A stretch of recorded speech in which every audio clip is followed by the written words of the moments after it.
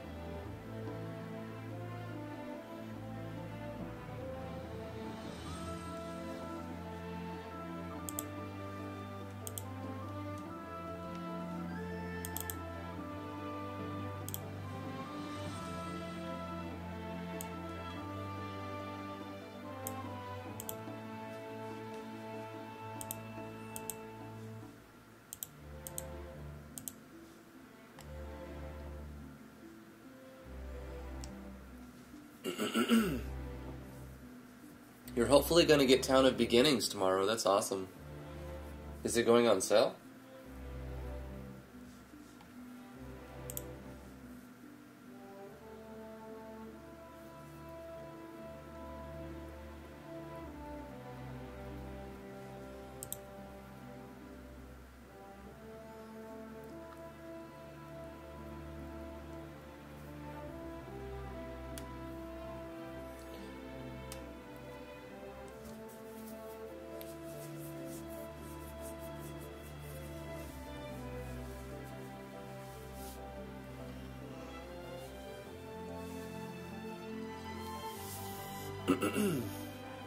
Yeah, you just can't wait anyway.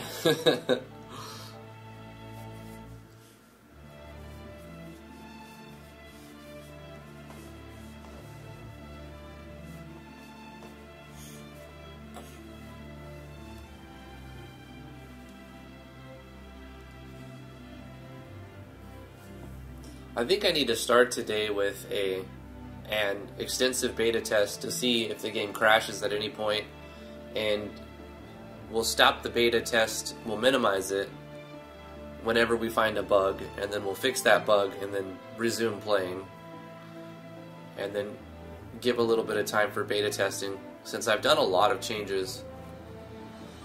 I've added a lot of new systems, new mining points, new logging points.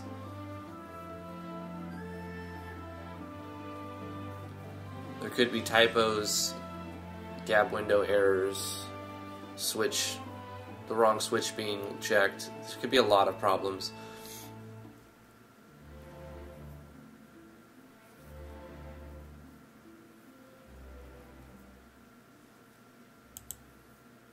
In fact, I'm just going to get started right now. I'm going to jump to the next scene.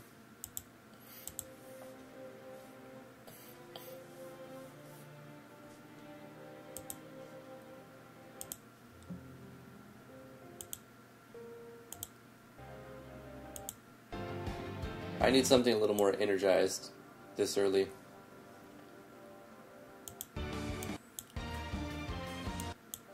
Here we go.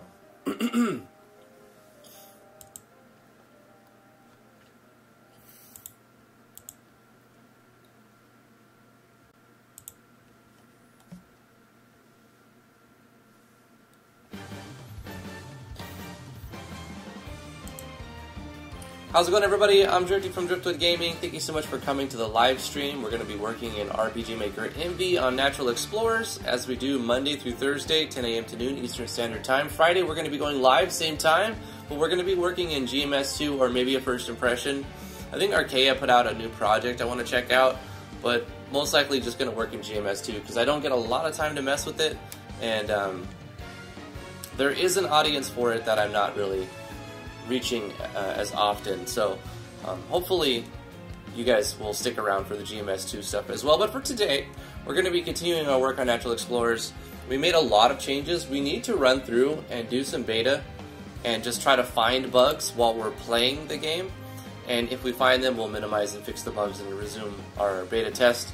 It's really important to do a lot of beta testing when you're messing with your project, testing the entire way through. So let's do that.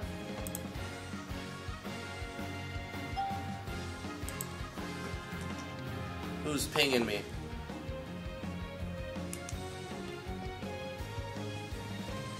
Anyway, let's say, oh, we'll be boy, and then we're gonna be like, say some dude named Frank plays. Esther, how are you doing? Thank you so much for joining me on twitch.tv.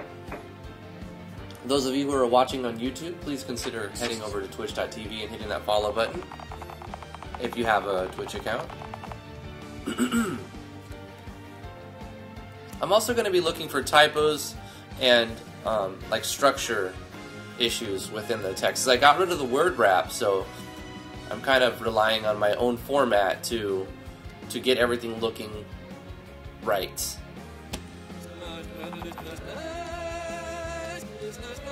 Obviously we need to remove this thing. This is a boss fight here. It's just a quick test.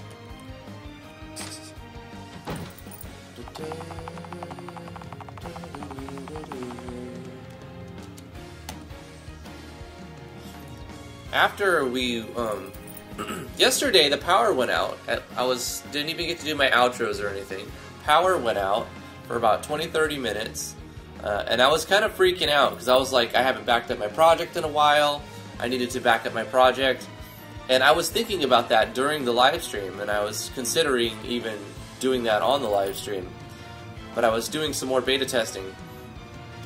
And then the power goes out, and I'm like, oh gosh, I hope, because I've heard people have problems with their project getting corrupted when the computer just shuts off in the middle of you working on the project. Now that's never happened to me, but I also run the Steam version. That might be why. How's it going on, Slash?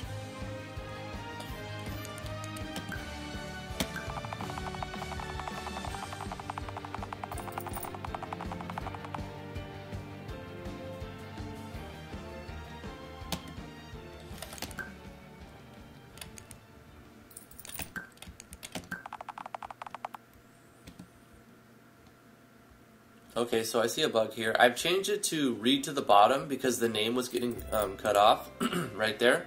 But I can fix that because I was trying two different things. I was trying to make it so that I could have the text coming out of, you know, Teddy's face, Teddy's mouth, even though it's coming from an auto run event. So here's Teddy. And he's referencing 16, and I had event 16 being referenced from where the text is popping out of. This is event 16, because when it was referencing this spot and going from the top, the name was getting cut off. So I tried to just bring it down, but it's still cut off a little bit. So I changed it to make the bubble pop below that event point. But I forgot to switch it back to 0. So all of the instances of event 16, I'm going to turn back to event 0, meaning this event. So all of pop 16 is going to be changed back to pop 0. And the fix that we've decided on is the better fix, is just for this instance and particular instances, we'll make the show text come from the bottom, not the top. But everything else is kind of default. I'm going to default it to the top, unless it cuts off the text. It cuts off anything, if it cuts off the name or anything. So that should be fine. And once that auto runs, it's going to be from here. And this is event 16, which I'm going to want to be window bottom. So I'm going to make this look the same. We're going to set this to window bottom and set this to event number 1. I think it's 1. Let's double check. This is event number 1. Okay.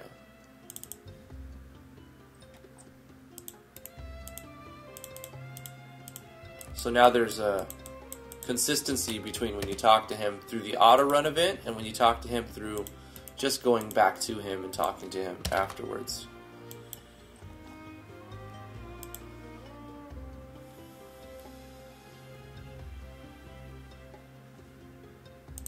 Okay, so we fixed the way that the the text would come out there. And you can see right here, when we use the top, it's cutting off the name, right? So we're going to put this onto bottom. Oh, I didn't mean to close it, but it's fine. We just started. Set this to window bottom. And we're actually going to pop to this event number, which is event number 31.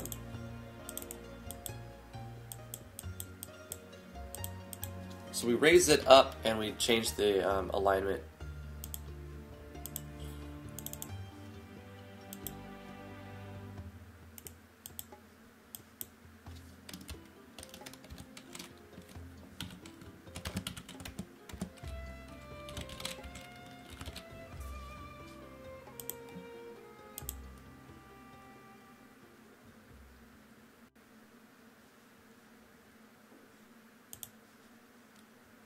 Hey, Ikeman.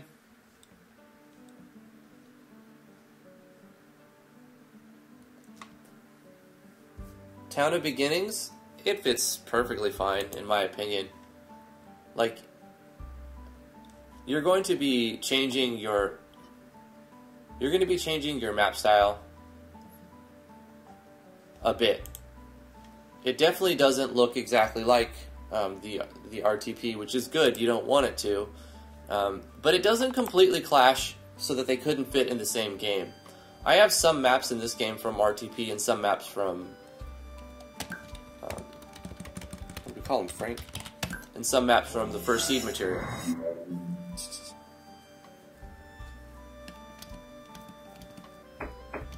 I think it looks fantastic. It's a, you know, I got it on a sale.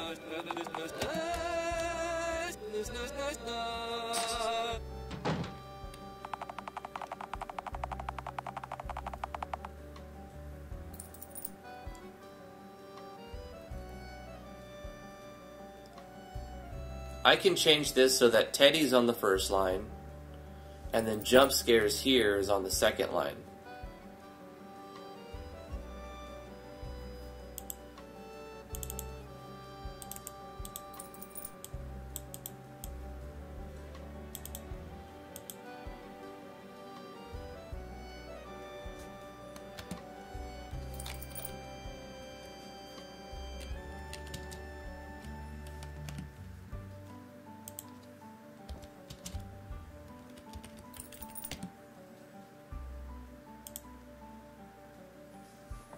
Okay, and then we'll do the same thing with the auto run.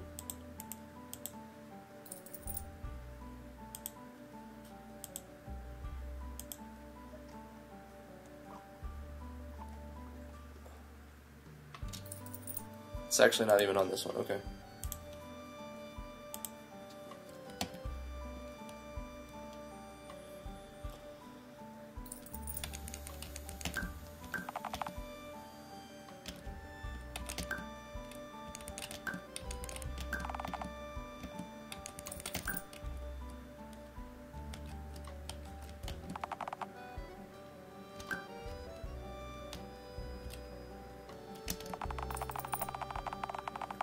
Okay, so there's a problem with any time I show text from the top.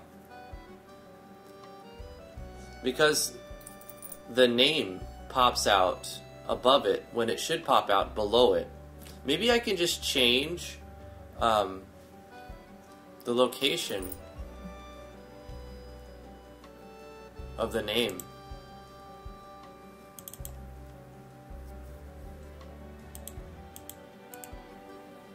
Let's go to the message core and check how we can do that.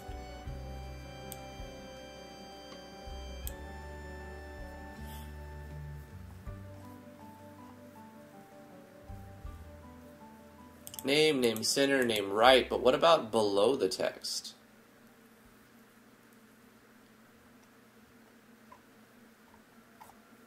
Because these plugins weren't designed to be used together, but...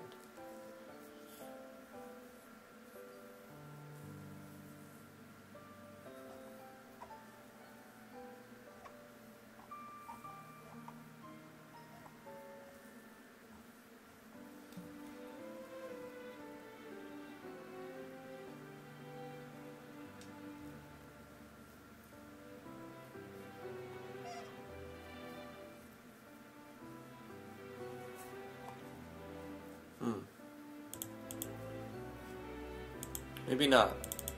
Just have to go through and undo the changes I've made to make them pop to the top.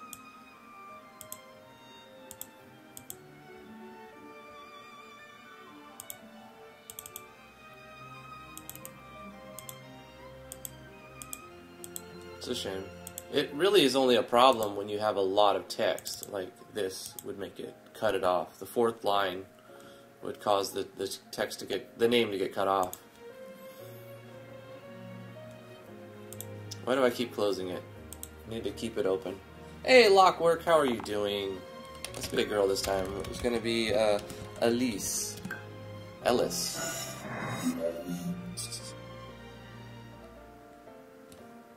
Yeah, I got them both too, Esther. And if they would put out a world map FSM, I would grab that.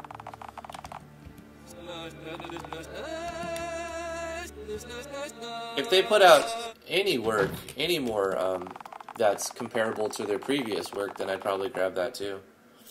See, that looks good right there. Teddy, period. And then another line ends with a period. And then the next line, boom. That looks good.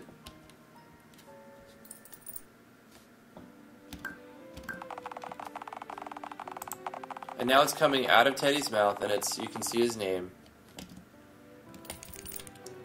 We should actually put a face to him, but then I'll have to resize the text again.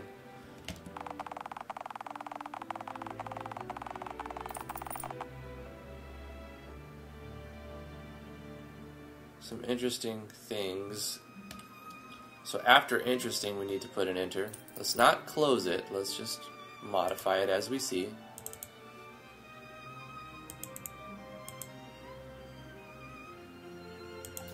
First step is to get them all on the same line, so you have an empty line, and then you enter like that.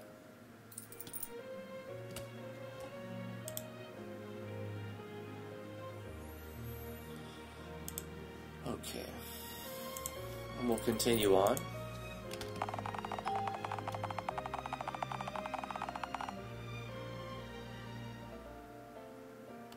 But beware, it should be on a new line. So we'll take current gold and put it back here, and then put that down to a new line.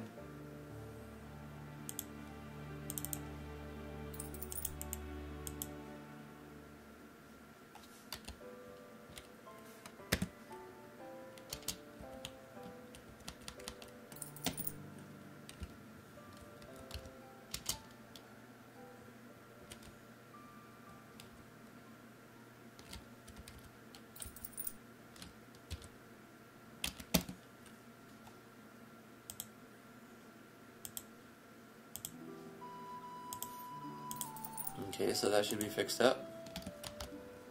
What about these? Since there's no name, this works fine. Actually, this looks really good.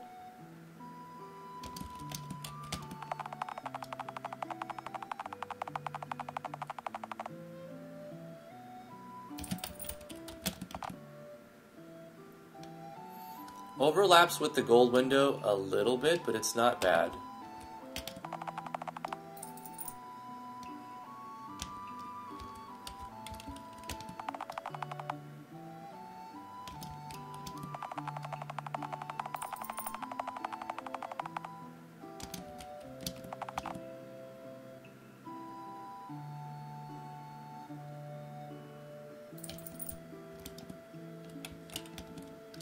What we need to do here is change the picture.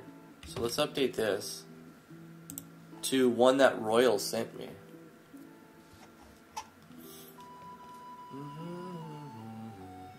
I think I already added it. Show picture.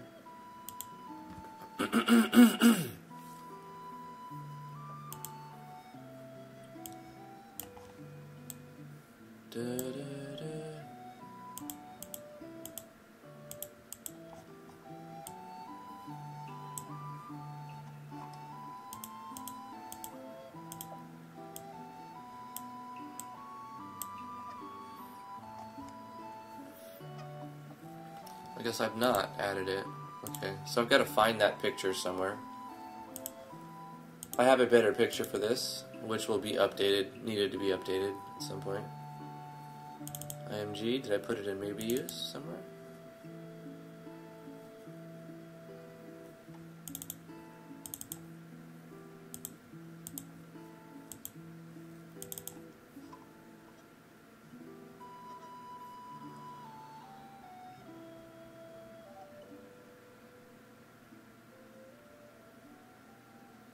Huh.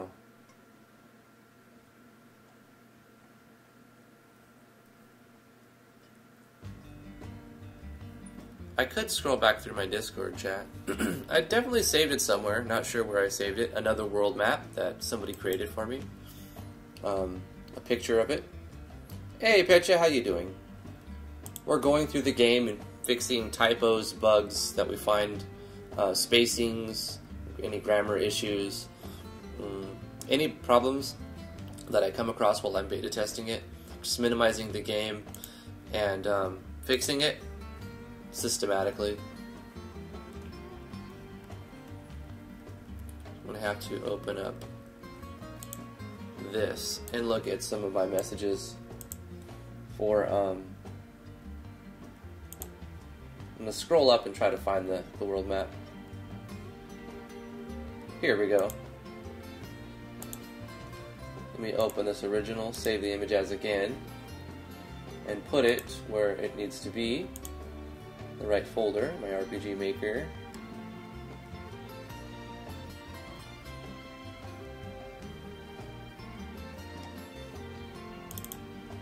B. Natural Explorers. And writing pictures. Okay. This is what we're going to put in on the wall for now. A rough draft of the world. These, what are they called? Archipelago type looking islands. They're not in yet. And neither is the desert island, which we need to add. Maybe we'll start the desert island. Anyway.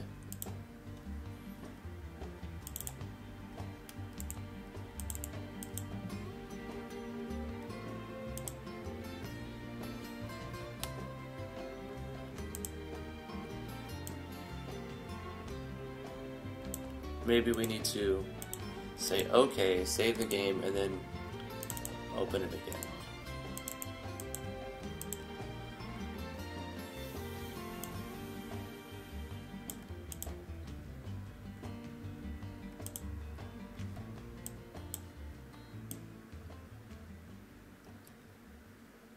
Dude, was that saved as a JPEG? Is that why?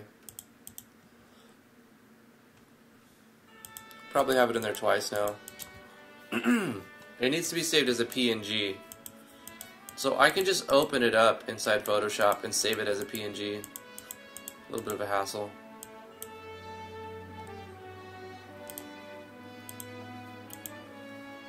Alright, let's do that.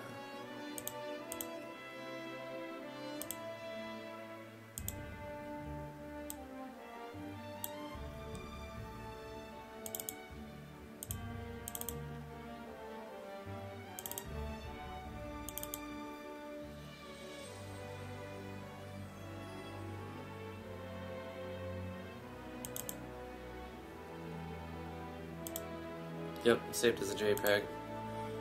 Alright, all we're going to do is file, save as the same thing, but put it as a PNG. You should know this, Royal.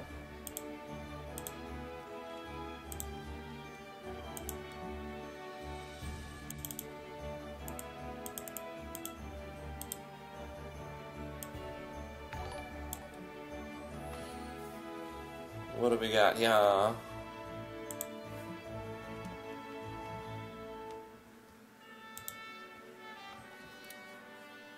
Archipelago? Yeah, something like that. The brother Holmes has subscribed. Thank you so much for that subscription.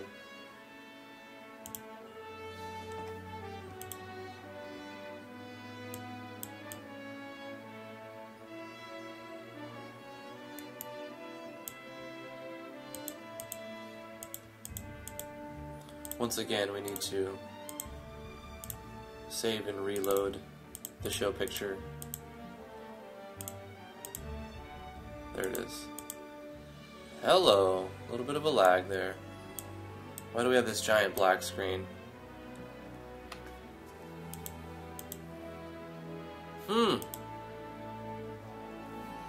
Does it exceed the boundaries of... It does, huh? Image size? Holy! It is 11,000 by 6240. We're gonna have to resize this.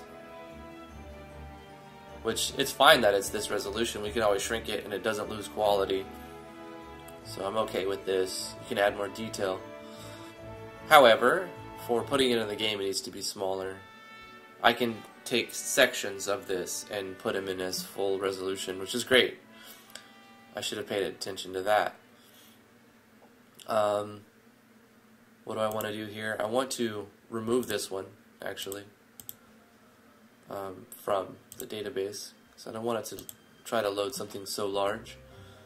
And we're going to just drop the whole thing down to 1104 by 624 right now. So we're going to get rid of this. I see what you did here. You just made it the game's resolution times 10. That's pretty clever. It's pretty clever. Save as something different then. We're going to call this Nat Explorer's World Map.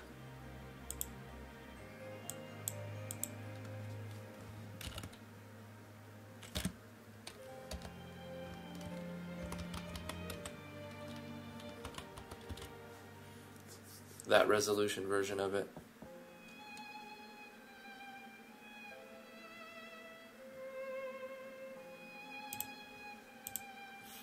So we have two versions. One is not going to be loaded. Hey, Will Black!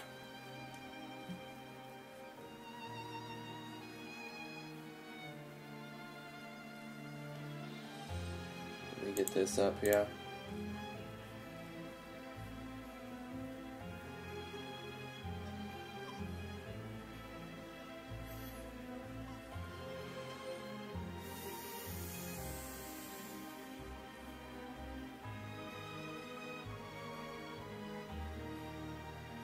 Good morning, Skepsis. How are you doing?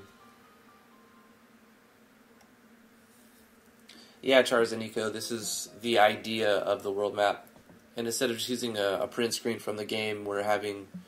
we're going to use like a rendition of it. What's it called? Somebody's creative idea.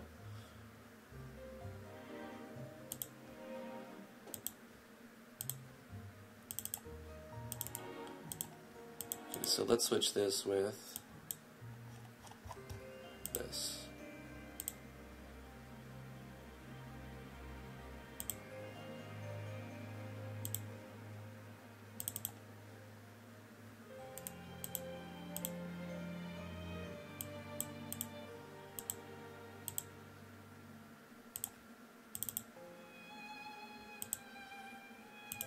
Okay.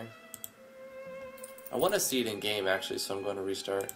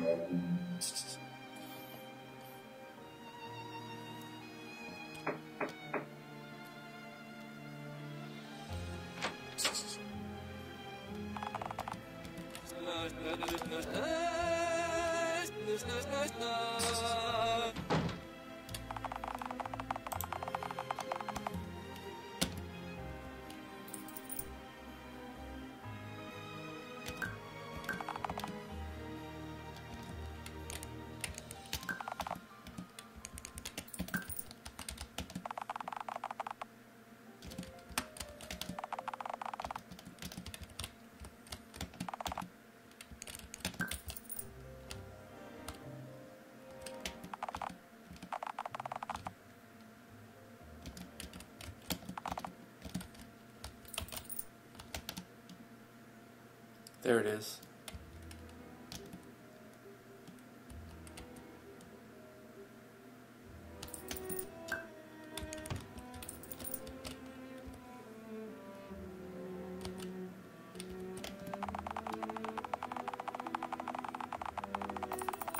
Okay, moving on to this next one. There's just too much text in this. We need to take off some tools will break over time and add that into the next part. Let's do one thing at a time. Let's copy this, paste this, and then the second time what we'll do is erase. Actually, we'll erase all of this. And we'll put, for example, on a new line. And then this on a new line. Just making more space for things.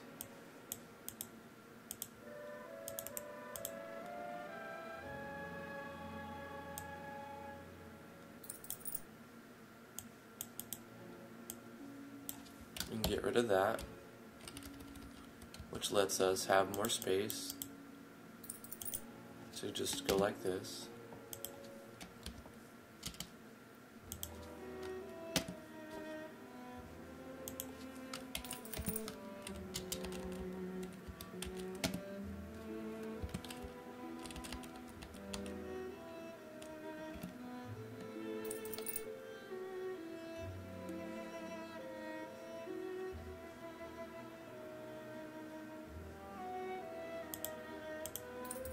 That'll look better. Let's just continue on. Kind of want this to be like where you can talk to Doc Weeze from underneath the counter as well.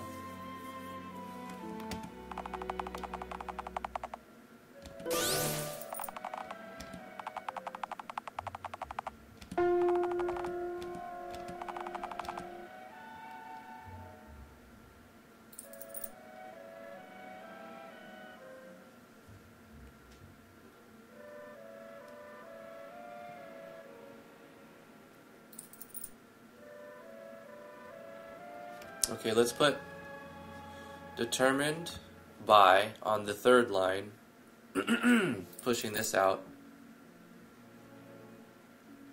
So it would have this much more pushing out. So we would have to remove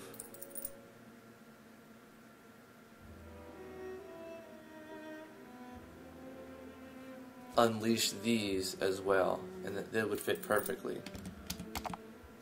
Let's fix that.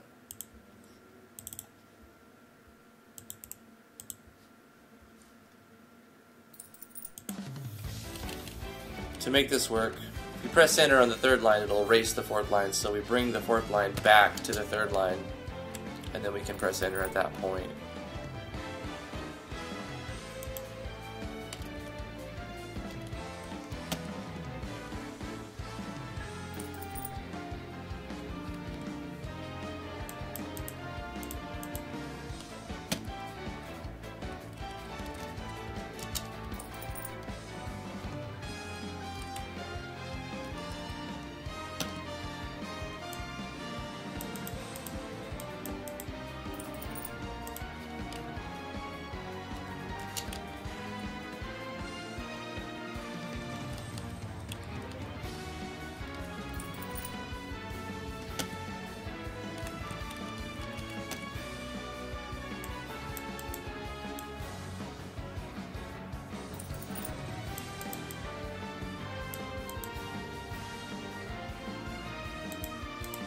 That'll look better.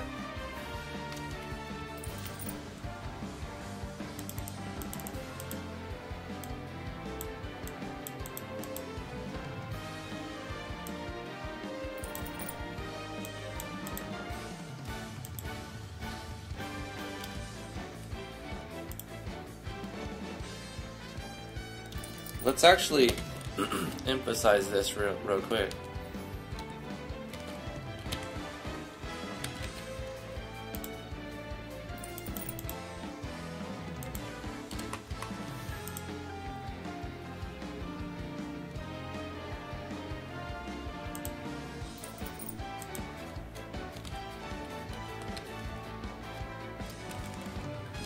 Put some color in.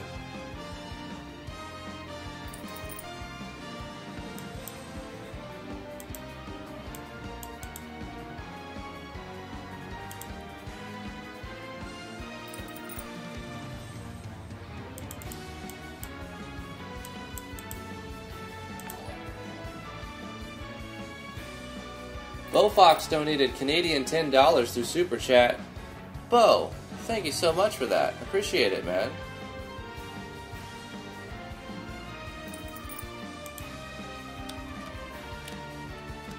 What color did I use for enchant? It was 2.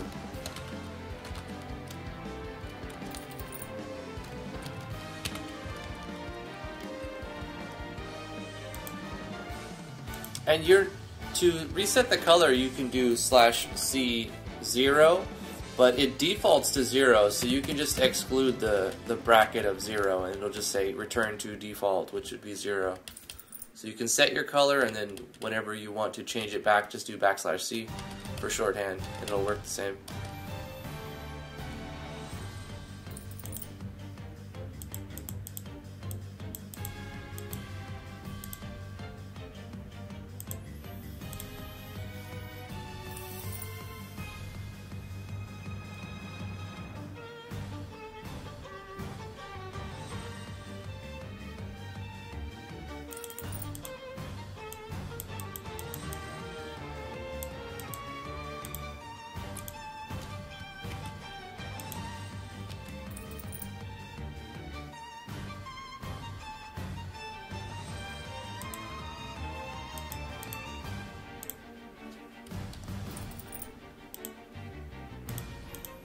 That'll look better.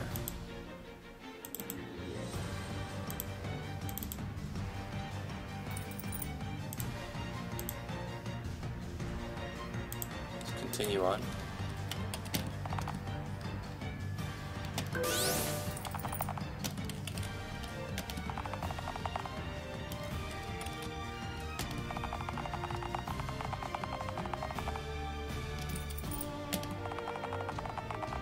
Here we have a problem, because it's getting cut off by the gold window.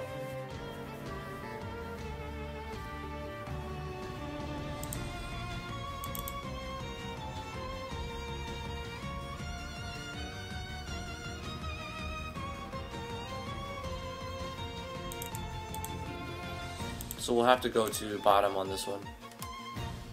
Whenever there's a 4th line, you have to align to bottom. Pretty much.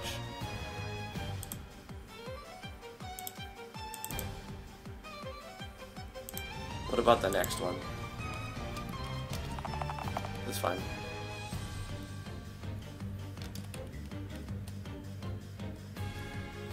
Alright, let's just walk through this wall with the alt. Got him.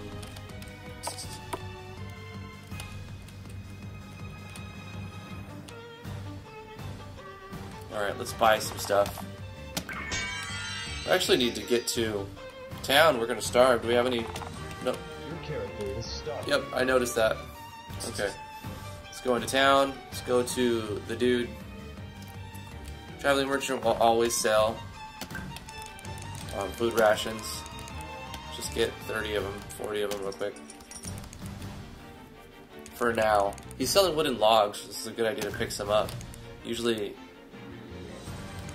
won't always have the chance to get these. Let's just buy 100 logs, because we're going to use some of these. Wait, what else is he selling? The timer already ticked over. That's fine.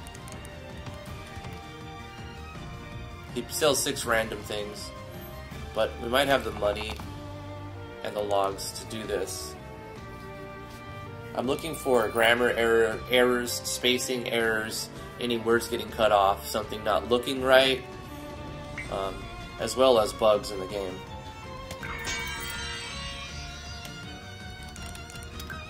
So as long as we have raw meat and we have 10 coins, he's going to produce food rations, but we don't have any raw meat. So we gotta make some raw meat. Just name the town while we're here. The town.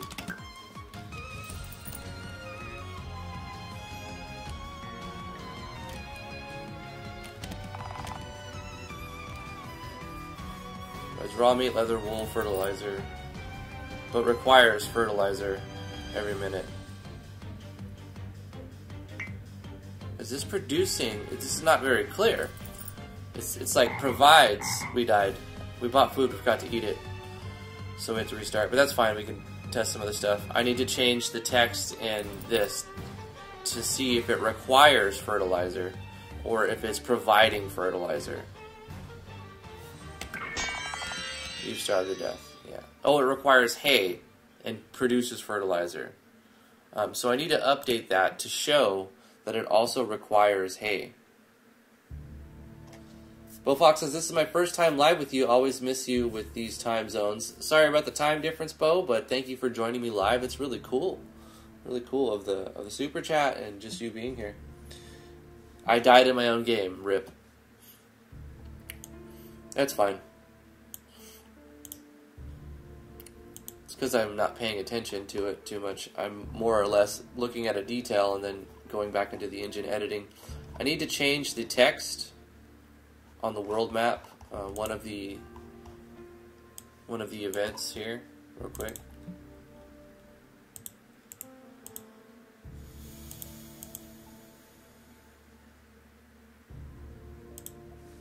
Instead of showing that you currently have this much gold, you don't need to say that because it's going to be in the top right. That was before I added the gold window. I'll use this fourth spot to say requires hay. I forgot what item it is. We'll put the item number. Requires hay to operate.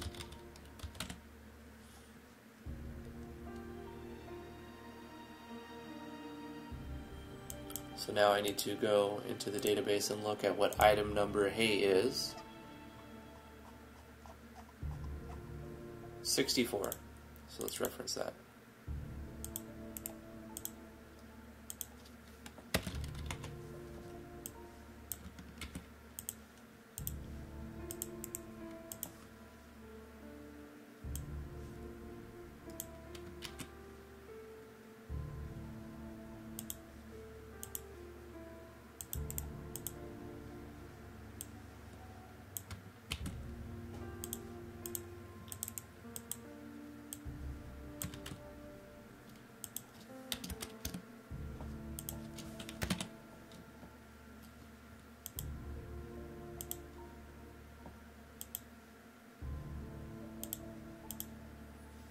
There we go. And we're going to knock out every one of them. I'm going to have to find another OST soon. I like the Octopath, but there's a lot of slow, minor tone, diminished chord soundtracks in it.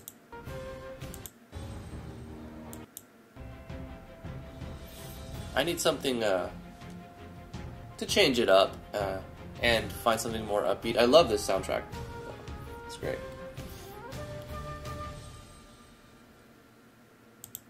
But it doesn't always fit. Alright, let's do the playtest again. This time we can kind of rush through the tutorial because we've already made our changes.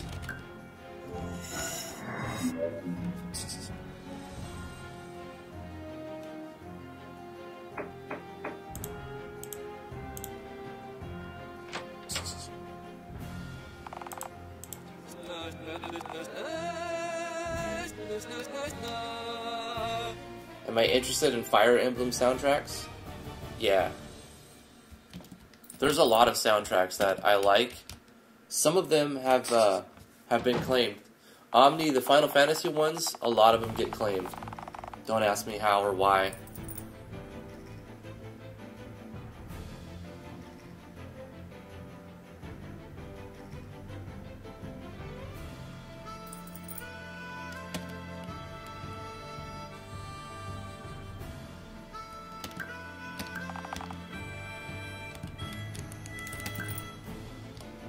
I'm just gonna walk through here.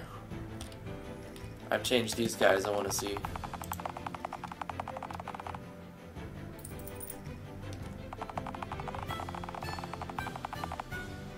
Much better as 2 show text instead of 1.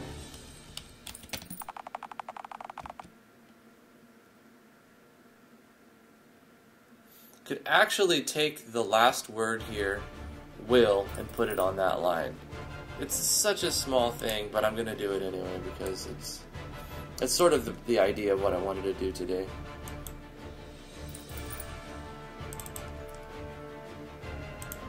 Taking this sentence and then putting it like that. Copy that, and then pasting this, putting that like that.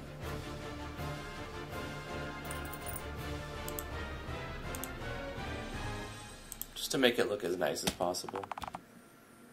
Here's the color coding we put in it. So I wanted to bring attention to this new thing that when the player walked through their house, they didn't have anything there. So maybe they won't want to go back to their house because they don't know that the other stuff is unlocked. So I want to bring more attention that you can use a new enchanting station found in your house. Blah, blah, blah, blah.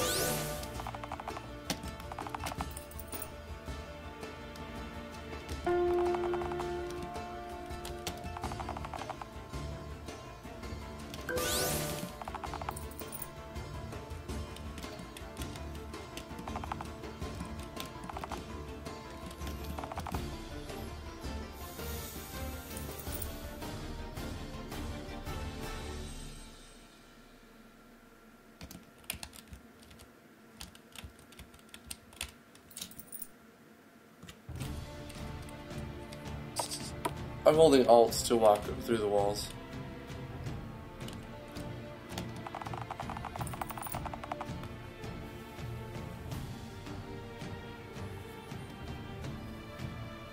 Since we've changed the gab window to be at the bottom, we could raise these to the top. You know, I think that would make more sense.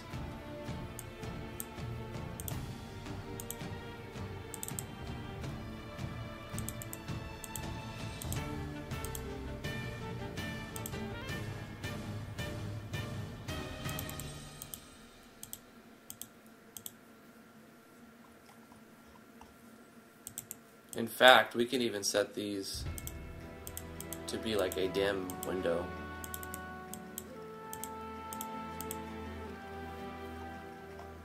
To like showcase system messages maybe. Top dim.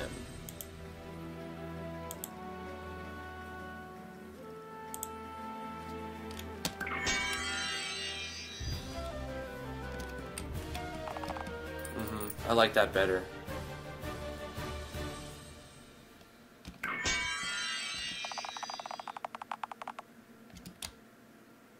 Because your gab window is going to be going crazy. It's going to be going nuts by the end of the game. In fact, so much so that I might even add a toggle to see if the player wants it to even be there at all.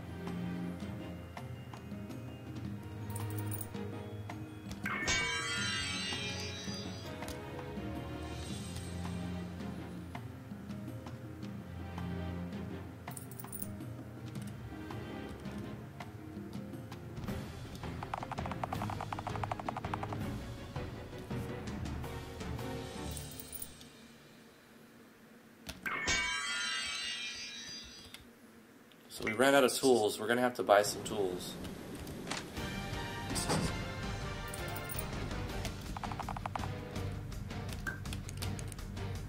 Let's get some pickaxes, some extra food rations, some lumber saws, some fishing poles, some fertilizer.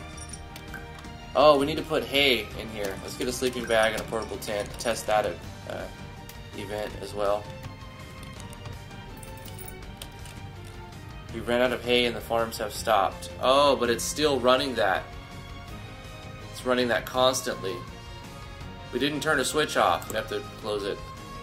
That's a parallel process happening every frame of the game. So, in our common events, I knew there would be things like that. That's why I needed to do this testing before I start propagating systems that have flaws in them. That was on the farm.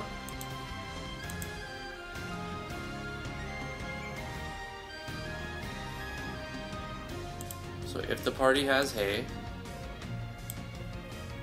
else you've ran out of hay, and you turn the switch off.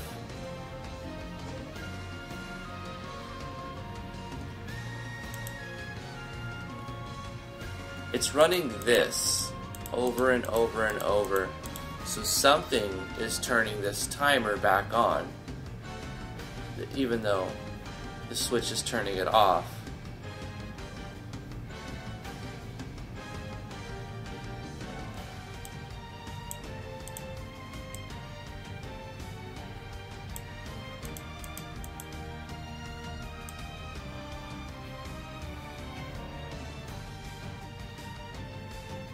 It might be in the global controller somewhere.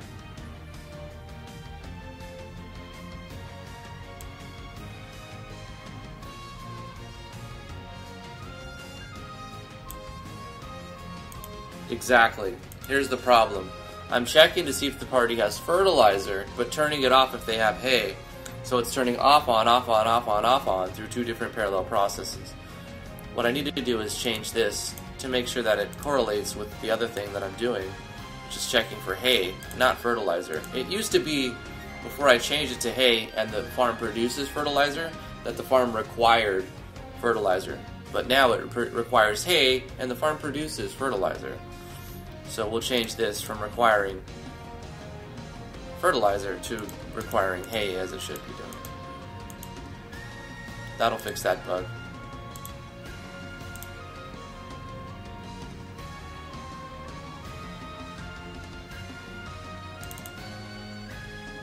Also, the shopkeeper, you can see the confusion there. There was an item that I went back and forth. What's the requirement item for this to operate? Is it hay or is it fertilizer? Well, it was fertilizer for a while until I realized I wanted the farm to produce that. And so I have to change the way I thought about it. Even up until this week, which you can see with the Port Town NPC, that I have him selling fertilizer as if it was a tool, when I should have him selling hay.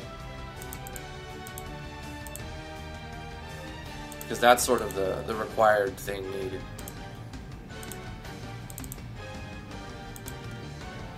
So that was a bug that we had to restart for. I'm sure there'll be more. But this has been good so far, fixing all these bugs. Adjusting the parallel process events and the civilization aspects. This will be Lady Ladfiend.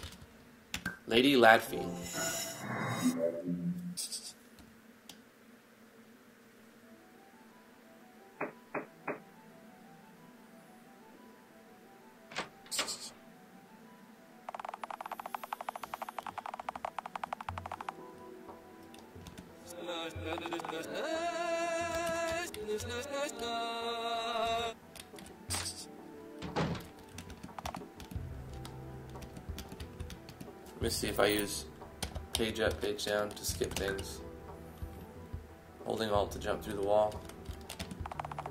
If I just do like page up, page down, it skips it. It skips through it.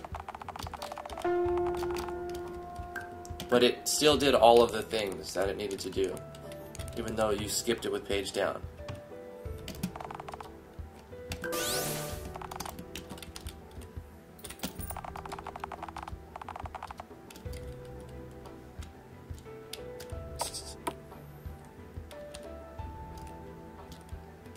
Let's take a look at the top dim. Much better, right? That's much better because you have your gab window spamming the bottom as stuff is happening, and it's not going to interrupt what you're reading.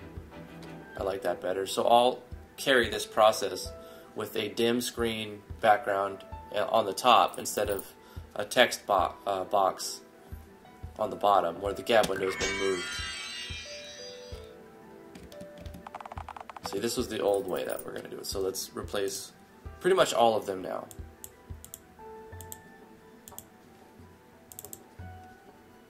Everything that is set on these sieve nodes is what I'll call them. We'll change it to top dim. Top dim.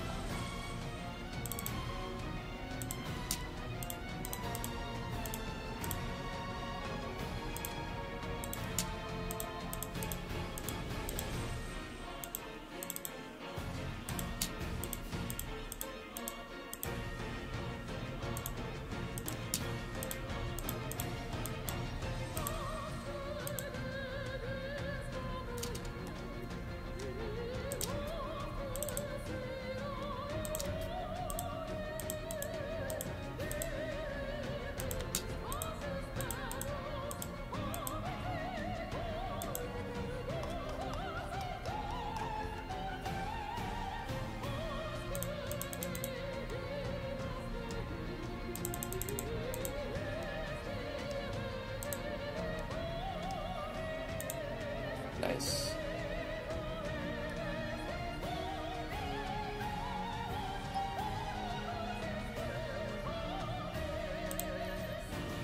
Alright, let's run it again. This is the best way to find all of your bugs. Just run through your game. Play it. Actually play your own game. A lot. A whole lot.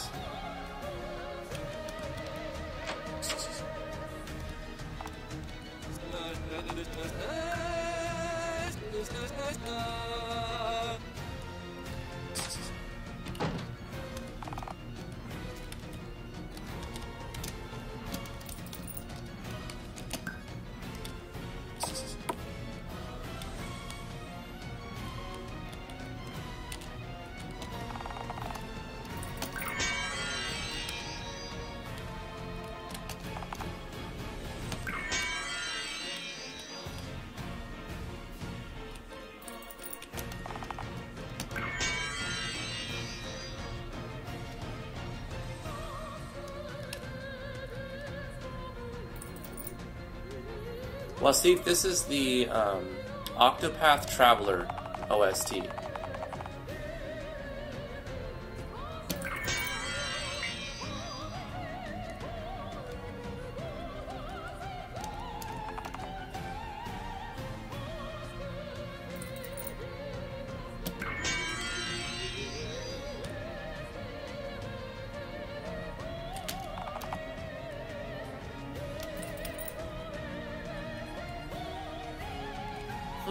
Instead of saying you currently have this much money, it would make more sense, since I have the money up right here, to show how many logs I have on yeah.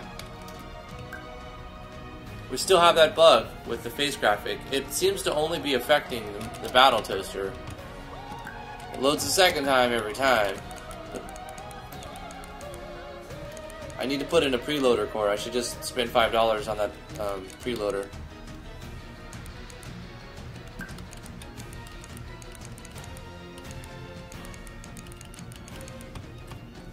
Yeah, I want to do that. Let's change this one.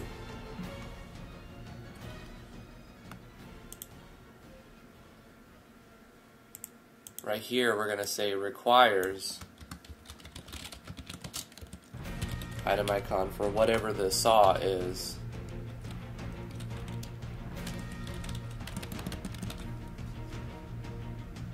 Let's find the item number for the lumber saw. 44.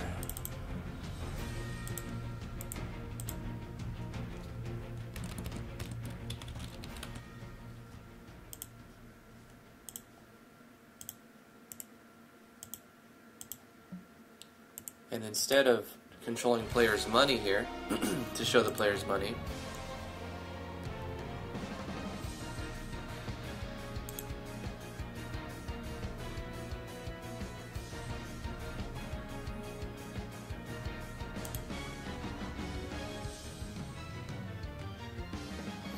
lumber mill saw count.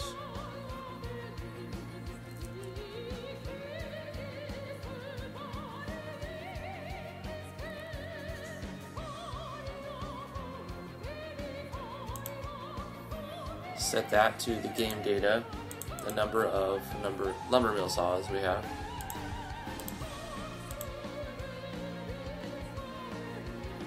That's variable 41. So here we can say you currently have variable 41, item icon 44. You currently have this many number of lumber saws.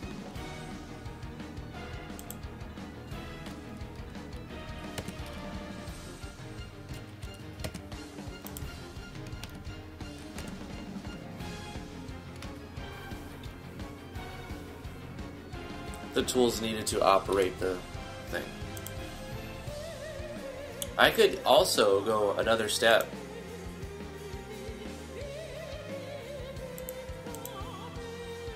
control variables and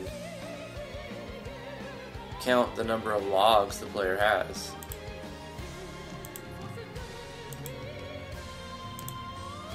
Wooden log count, just checked at another spot, but it's usually doing the same thing. It's storing the number of wooden logs the player has into a variable.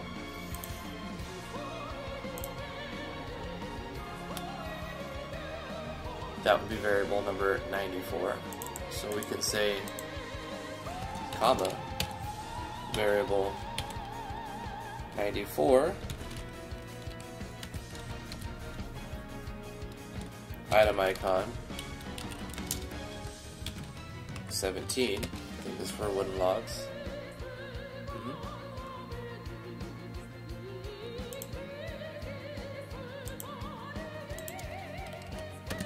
Could just use an and right there.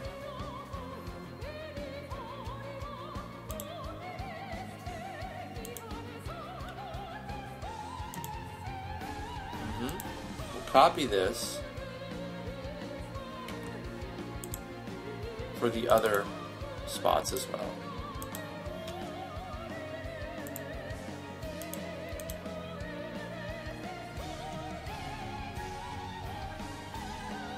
This one is a little more advanced, Lumber Mill 2 and 3, because it can produce oak wood logs.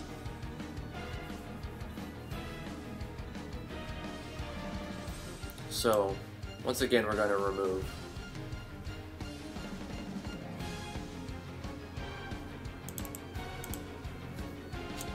we'll take this line.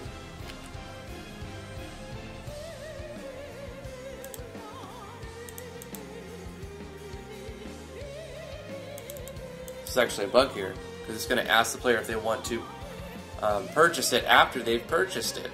So it doesn't make any sense. So we'll change this to say, boom, that you own this, and it's producing this or this every 45 seconds. And we no longer need to check this for player's money. Instead, we're going to check the wooden log count, set it to the number of wooden logs the player has.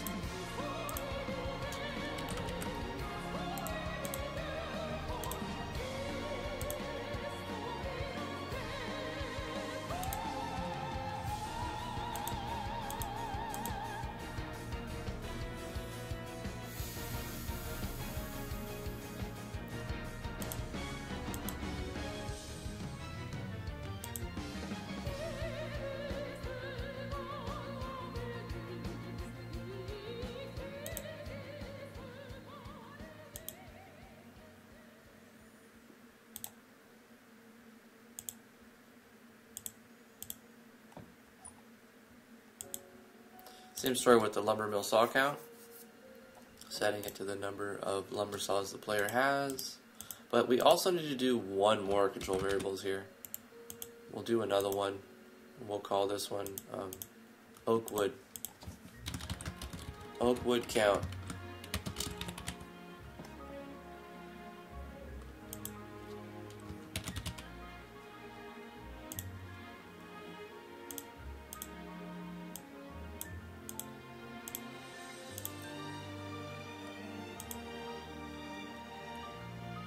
Number 97. We don't need this anymore. And here's where we'll use commas.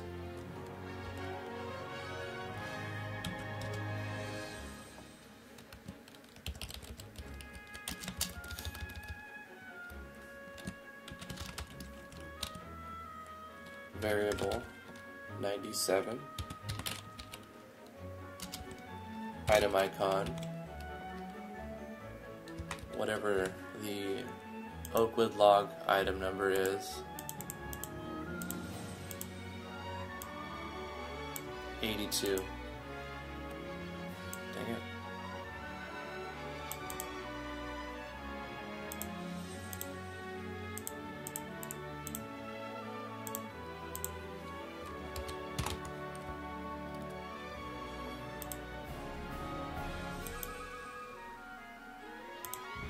Nice. So we'll take this page 2 event and propagate that to the other one here, because this is all not right. Pretty much all of this is just wrong.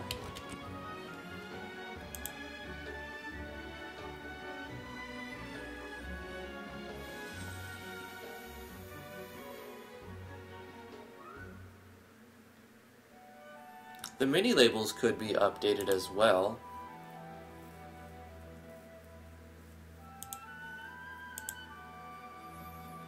Because if you look at the mini labels on the mine, it shows you what's being subtracted, the pickaxe. Even though it's not 100%, you only lose a pickaxe half the time. You lose a saw a third of the time. I could update the mini labels to reflect that you're actually losing an item. So we should do that. Lumber mill minus / item icon 44 comma space plus, so you can lose a saw and gain a lumber. So I'll copy this, put this over here, and something similar is going to happen right here, but it's actually a chance to get two different lumbers. So we'll say minus item icon 44 comma space that or that. Copy this for here. And we do the same thing for the other one.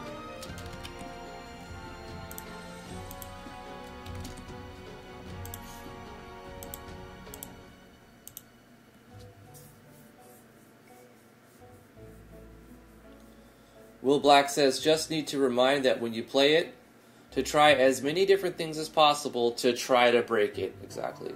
Find the bugs or unbalanced abilities. Absolutely. Spaghetti says hello. Hello, Spaghetti.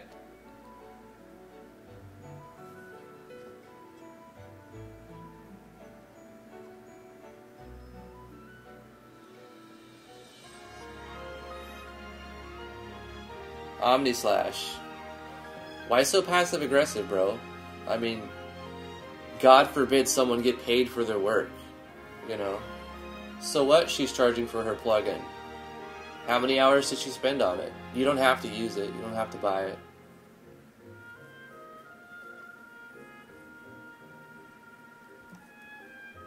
Wallbound, hello, how are you doing? Says, I got one quick question.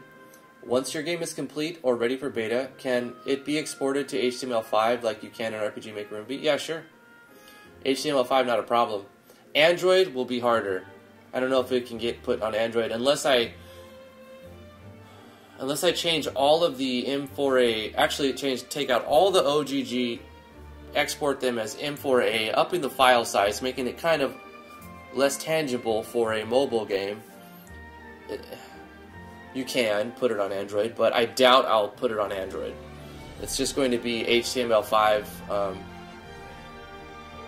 and PC, Mac, Linux. You have to VirtualBox though on Linux.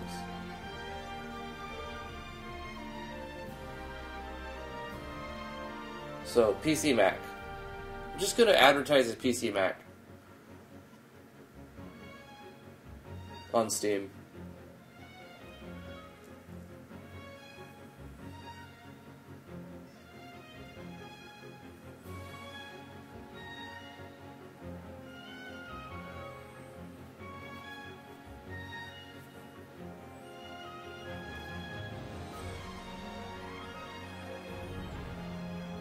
I just caught he's using an MV. Thought he was doing GMS2. We do that on Fridays. So, hope to see you tomorrow when we're messing around in GMS2. But question still remains, game can Maker Studio 2?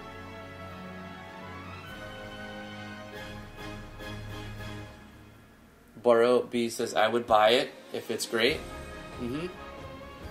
If you need the plugin and it works to solve a problem in your game, if it's a solution to your problem, then weigh the cost versus the problem's detriment, you know? Like, for example, I'm going to probably pay $5 for a preload plugin that works for me and doesn't cause a memory leak. To fix a simple face graphic not showing, right? As well as probably fix some other problems later on and make a smoother first playthrough. So, if you want your game to be good, you'll have to invest time and potentially money into your project. You know, and if you're not ready for that, that's fine. It's cool to make a hobbyist project. But you can't complain at people for trying to get paid for their hours of work. That's all I'm trying to say. Octopack is gold. Yeah, I love it. It's great. Will you be releasing on other platforms as well, such as GOG, Itch, or Epic Game Store? GOG has a very, very stiff requirement. Like, they pick their games. You can't just say, I want to put it on GOG. They curate it manually, opposed to Steam and other places like Itch.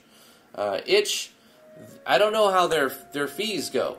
I don't know how much they're going to want to take. So I probably won't put it on Itch either. Maybe I'll look into it, but I've heard that they take too much. GOG won't accept it, just pure and simple, because it's not an old game. It just doesn't fit the criteria. But that's a great question, Vincent. Itch, probably not, because they probably want too much. Epic Game Store, no. Just no, not Epic Game Store. So probably just Steam, using word of mouth and YouTube and Twitch as promotion. Itch does not have a fee? They don't take anything? Are you serious? Somebody told me that there's something, maybe it wasn't a fee, there was some other issue. There was an issue with putting it on Itch that wasn't a great option. But if they don't take a fee, then I'm definitely going to look into that. Can Maker Studio 2 export to HTML5 as well? Yes, Wallbound, but you need the HTML module, which is $200, $300. It's often 50% off. So you'll get it at like $99 or $149. So when you buy the desktop license, for the Forever license, it lets you export to Windows, Mac, and Ubuntu, Linux for, I think it's 20% off. It's been 20% off for a while. It's usually $100, but it's $79 last I checked. You could also get a year license for like $20-something, but I wouldn't even do that, because in a year you're not going to have anything and you're going to blow that money unless you're doing it for a class, and then it's great for like you need it for your class this year, and then that's it. You're not going to really mess with it anymore. So it has its purpose, but I would go with the desktop Mac Ubuntu license forever for the $79 or whatever it is, $99. I traded my 1.4 key for it and got it 40% off. So I got the GMS2 for $60 because I actually traded my 1.4 key for it through the website. They had an offer when it first came out. You paid $7 for MV. Wow, that's a steal, man. I paid $80 pre-ordered MV. I don't regret it, though. I've made that back many times over on MV. And I've just had countless hours of entertainment and education from it, and met a lot of people through it, so I don't regret spending $80 on it. But yeah, if you can get stuff on sale, I recommend you keep an eye out for those sales. And if you buy something and then it goes on sale, if you do it through Steam, I know there's a way that you can refund yourself through get the difference. Like, you can say, hey, I paid for this, and then like 3 days later or whatever, it went on sale. Can I refund this and repurchase it? And they will just give you the difference. You just have to fill out the form, and they give you the difference. So say like you paid $80, then it goes on sale for like 50% off. You'll get like $40 back through your Steam wallet, or even direct transfer back to whatever information you have on store with Steam. Yeah.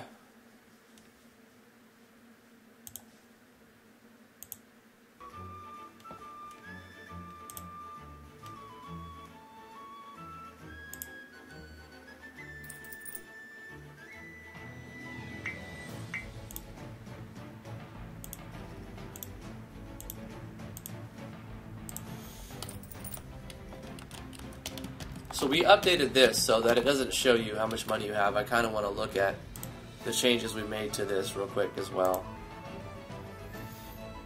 Was there any other things that I wanted to update? Yes, there was. For example, here, I'm like showing you, you ran out of resources when your pickaxe count.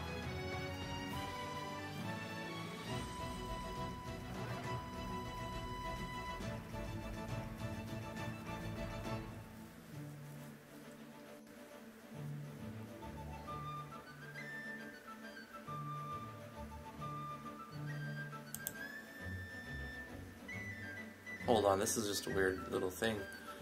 Control the number of pickaxes, or the variable, by setting to the value of the number of pickaxes you have. If you only have one, would you like to start or stop the mines? You may have run out of resources. You have that many remaining. Otherwise, would you like to start or stop the mines? You may run. Oh, I see. This is to just put an S at the end of it if you have only one.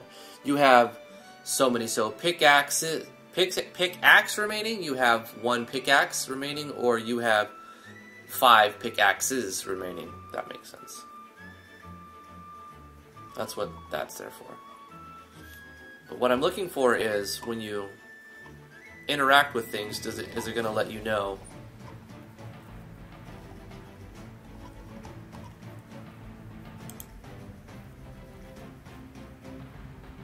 Yeah, it tells you how many pickaxes you've got.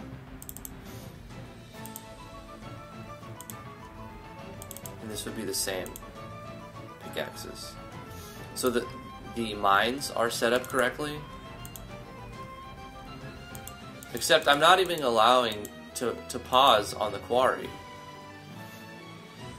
I'm removing henceforth the pause function on your nodes. It adds unnecessary complexity and is counterproductive to the progress of your character even. So only the mines will be pausable since it's already integrated. But in all of them, I want the player to know how many, resource required to harvest this thing they have left upon looking at it. So checking this out, we don't need to see you have this much gold left, because we have a gold window up in the top right corner telling us our gold, because it's constantly changing. But I would like to show the player how many pickaxes they have here. So let's do that.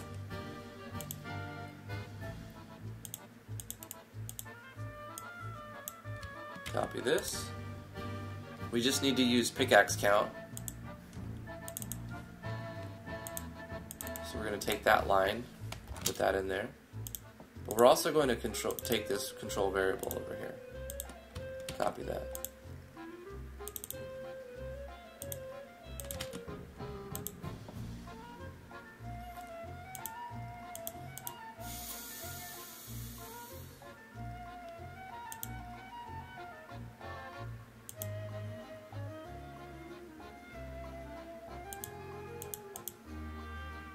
I'll change the animation too for when you install something else. For installing the mine, you have that tink and then the stone.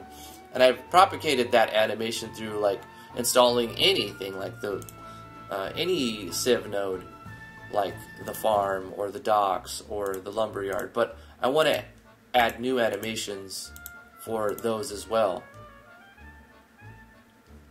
Next. So now this shows. This is already showed, but now this one will show. And we'll do the same thing here. Requires that to operate.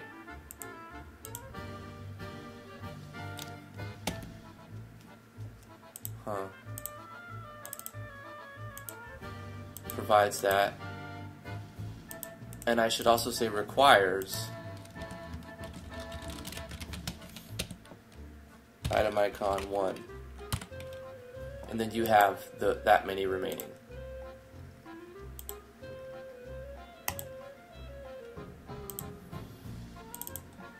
We'll come up with a good format Provides this, requires this, you currently have this.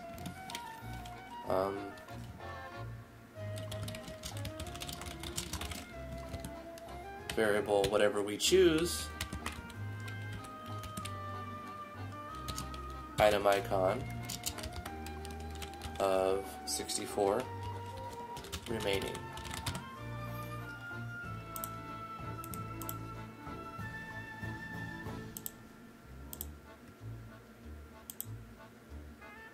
Do I already have a variable for storing the amount of hay the party has? Hay deducer, hay count. Hay count. Set it to the game data.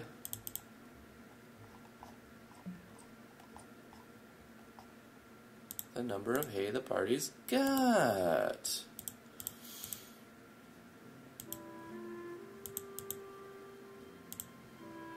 Doing all of these quality of life touch-ups and typo checks and will help doing them early on, so that when I copy paste a lot and just change the switches like I started doing down here, I won't have to change the direction the chat is, you know, top, middle, bottom like 1,000 times, right? Because it's already been copied the right way.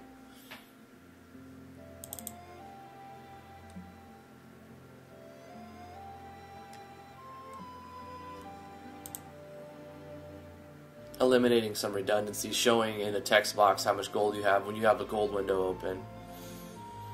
Instead, showing pertinent information as to what the thing you're looking at requires, what it's providing, and how many of those you currently have. So we'll take that same idea, put it over here as well. So this is providing fish every 2 minutes. It requires fishing rod, item icon, whatever that one is. And then we can say you currently have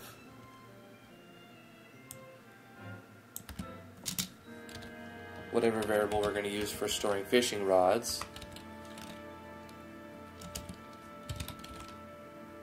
And then we put the number of fishing rods remaining. So we need to create a variable for fishing rod count and check the item icon for fishing rod, or the item number.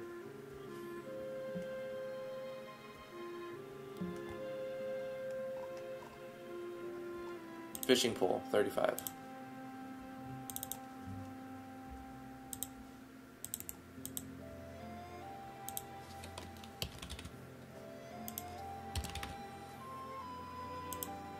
So let's control a variable. Do I have something already for fishing rod count?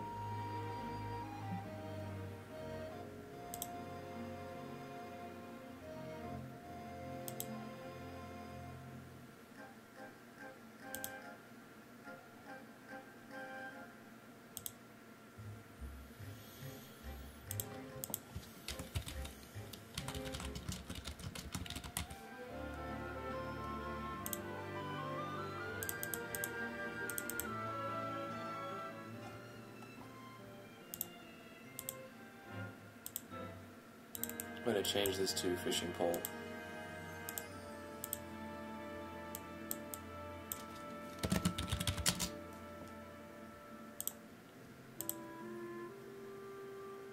And that is variable 98. Got it. We should also update the mini label. Why is there no mini label at the beginning? We'll have to fix that. So this doc is going to provide fish, but subtract item icon 35, fishing pole. And then we'll copy this, put this on the first one as well. Oh, it does have it there. I don't think we need to, oh yeah, we do need to check the player's money at the beginning to just see if they can purchase it.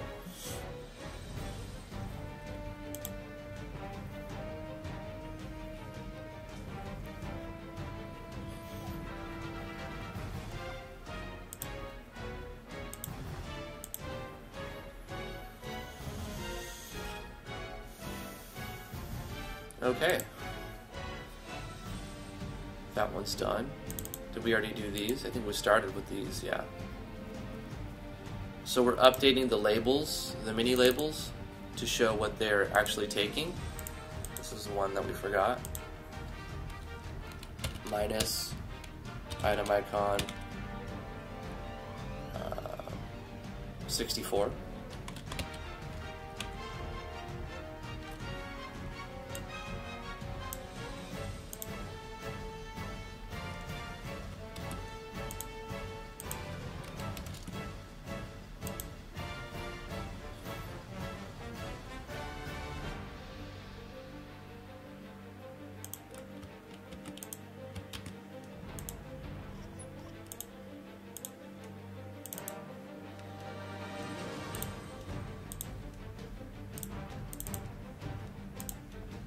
As a consistency thing that kind of, I don't know, I'm just raising the comments to the top.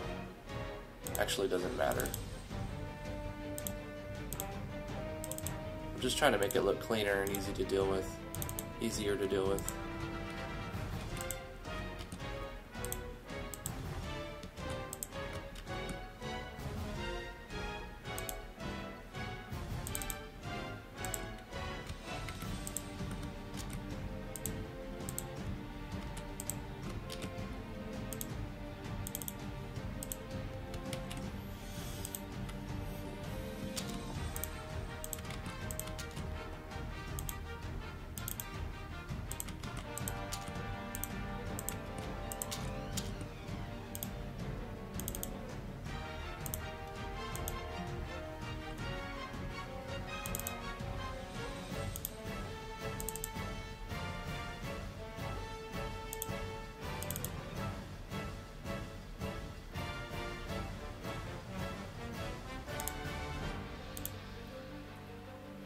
Lots of small, subtle changes. A whole bunch of them.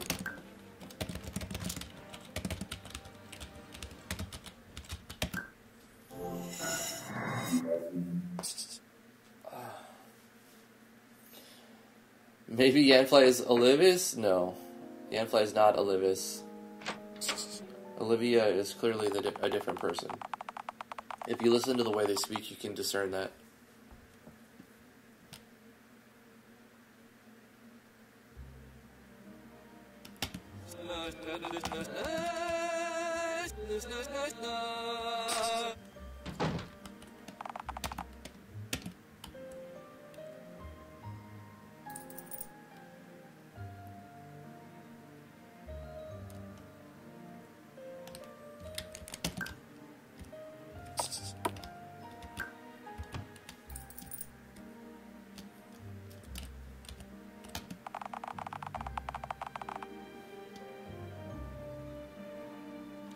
Produces salt/stone. What about granite?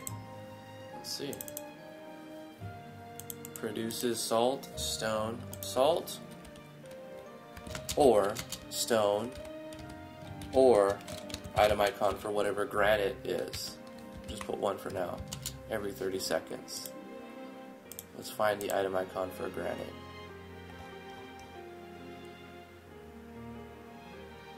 $16.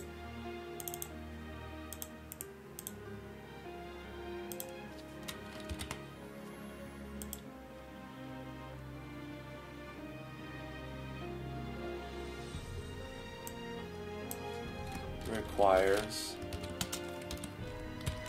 pickaxe.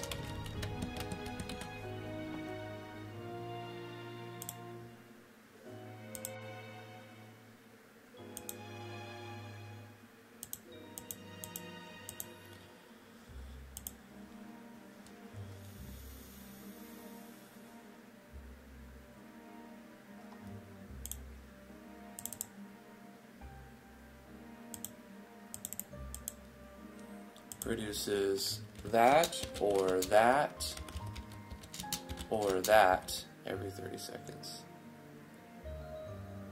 Just kind of want it to be clear.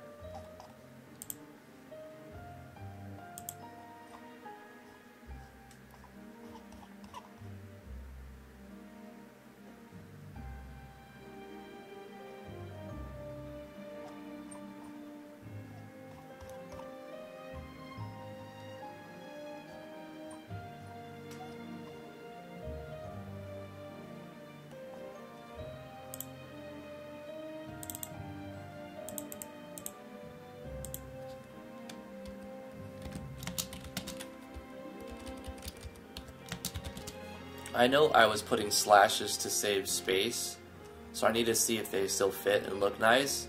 But I don't. I'd rather have to reformat the way that it's written to make it clearer on the player to not confuse. Do I get all 3 of these every 30 seconds? Or,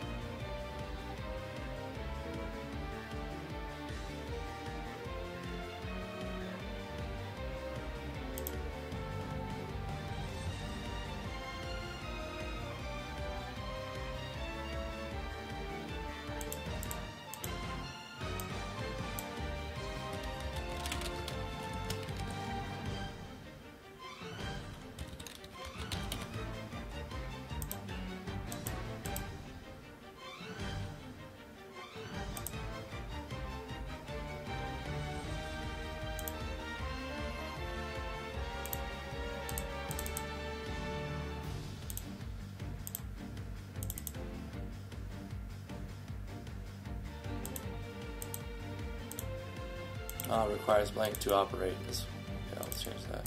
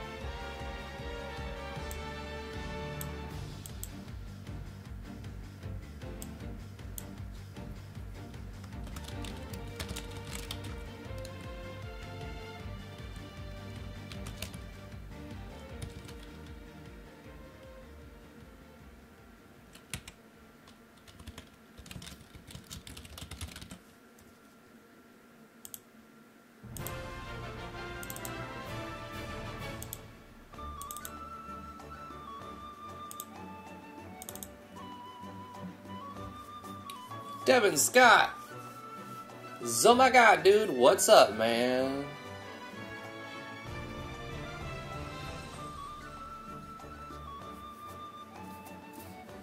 Yeah, I don't know if Olivia's gonna make many more plugins for MV. I think she's working on a project in Unity. she's trying to make a living, you know. She's a younger person, and she has a lot of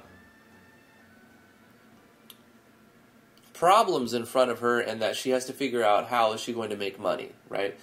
A lot of people have jobs, other jobs, and they do this as a hobby, which she may do. She may come back from time to time to do this as a hobby, but I think she's trying to figure out some stuff right now on how she's going to pay for things, how she's going to like get her life started and her life going, and probably has student debt. You know, how is she going to pay off student debt?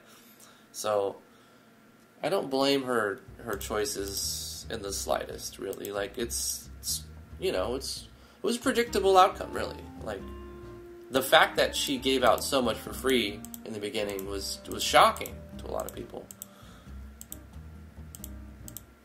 at that quality level, because it was like full-time plug-in producer. Let's see if this makes me some sort of, let's see if this pays off. And did it pay off? I don't know. Probably it did. I think so. Probably it was not a waste of time. It got her name known in the community, even though it may result in some people being toxic. It gave her lots of work experience. It gave her an understanding of getting a return on investment. It gave her just several lessons, right? There's a lot you can take from that. So, did Olivia waste her time in RPG Maker? Absolutely not. But is she going to continue working in RPG Maker? Probably not very much at the current time.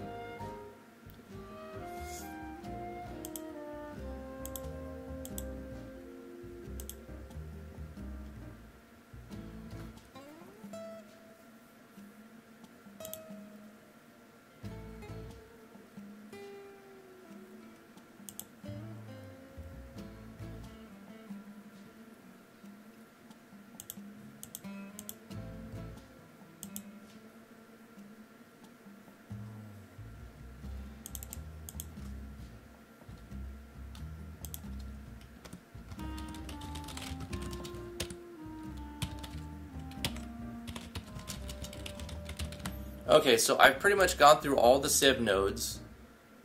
Is this one too?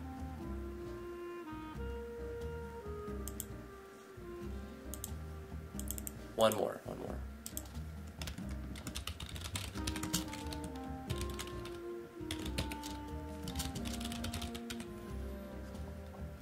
So I've gone through all of the Civ nodes and made them quality of life update. They're in a better position, so the gap window is not popping up over the text, so it's not annoying the player. They are formatted in a more cohesive manner, so that you can clearly read them better. Hopefully they're more clear. You also are being updated on how many of the item that's required for the resource to be operational that the player has. While you're at that exact node. An example, if you're at the fishing docks and you check it, it'll tell you how many fishing poles you have. If you're at the farm, it'll tell you how much hay you've got. If you're at a mine or a quarry, it'll tell you how many pickaxes you got. Instead of gold, which is what it was before, because we have the gold window popped up. And I'm going to make a toggle that lets the player turn that on or off whenever they want. What was the other thing I was going to do after I did that thing? The animations. So when you install the animations, you know, after it checks, you got the gold, you say, yeah, spend the gold, boom, purchase it. It plays an animation, install the mine. I've been using that placeholder for all of the nodes, which I don't necessarily want to do. So for any quarry or mine, we'll keep that the same, but for the farm, it needs its own animation. For the docks, it needs its own animation, and for the lumber mills, it needs its own animation. So right here, when we're calling install the mine, we need to make an animation for when we purchase the farm, when we purchase the docks, and when we purchase the lumber mill. So I'm going to do that. Some animations. This is probably a good time to look at my 500 or so animations I've created in another project and reuse some of the time that I spent on those.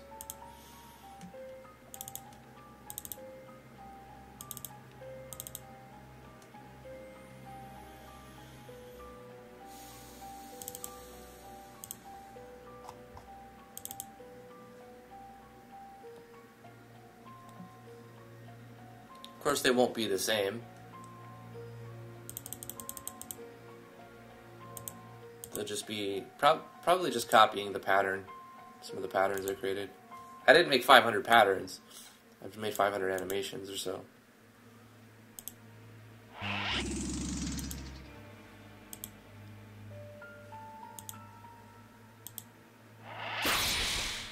I like that. Let's copy this pattern. Go into here. Got some sinister stuff going on here. This track is good. It reminds me of 11. It kind of reminds me of like when you're in Selbina or Mahara.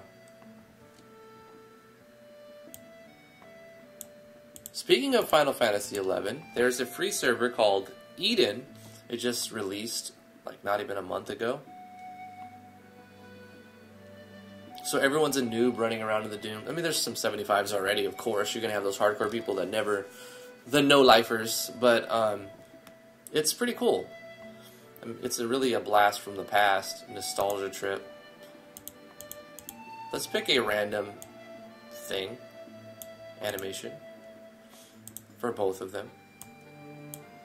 Animations that... the images that I'm selecting are... brought to you by Hatepool.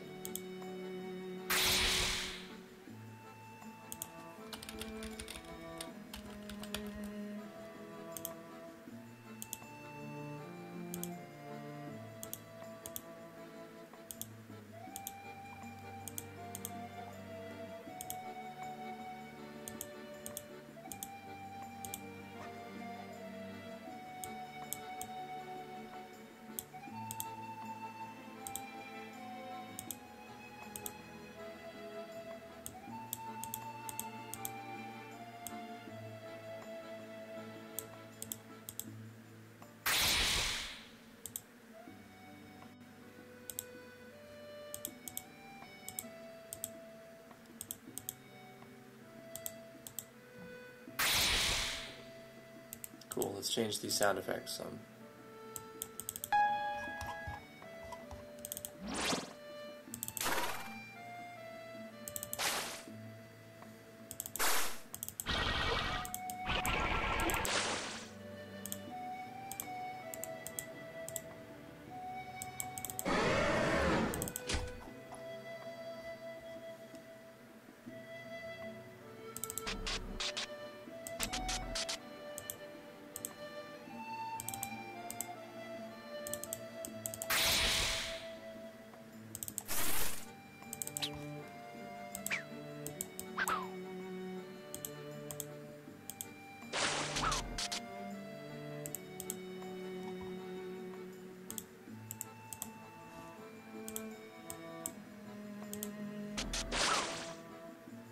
I like that.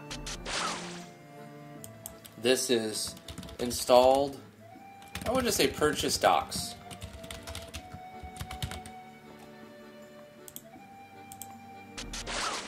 And we'll make this, yeah, center.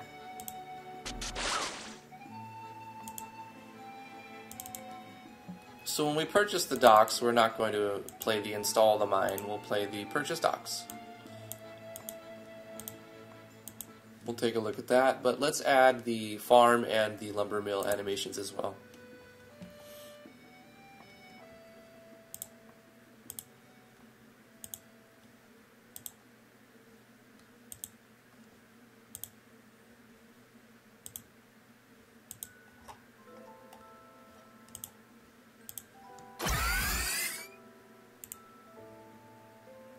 Maybe something that's got 2 images.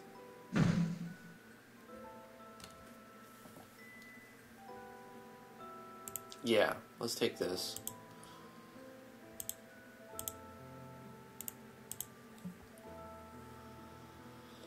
Change the anims.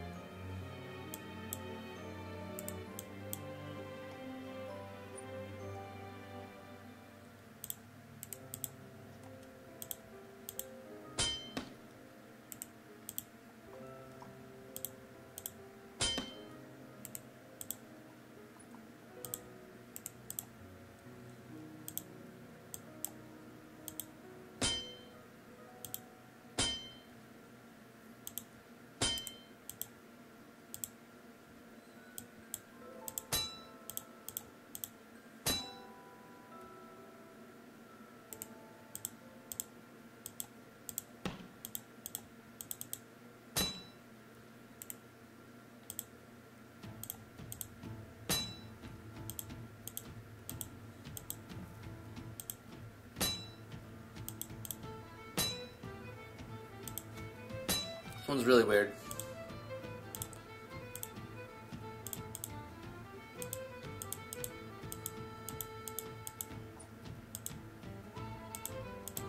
This is definitely one that I've put together. It's like a very weird, I probably tweened it. Took like this location, that location, and said, do all of these frames.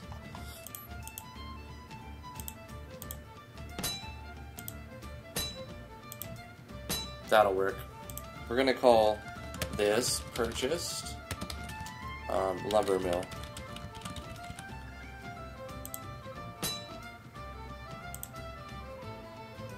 Okay. And then all the instances of install mine animation we replace with purchase lumber mill. Nope.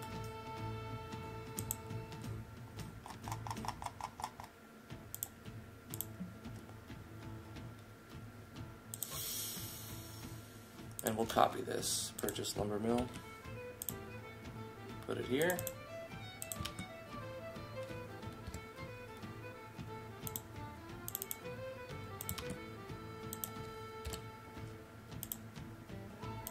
Okay. Now we need one more for the farms. One more animation.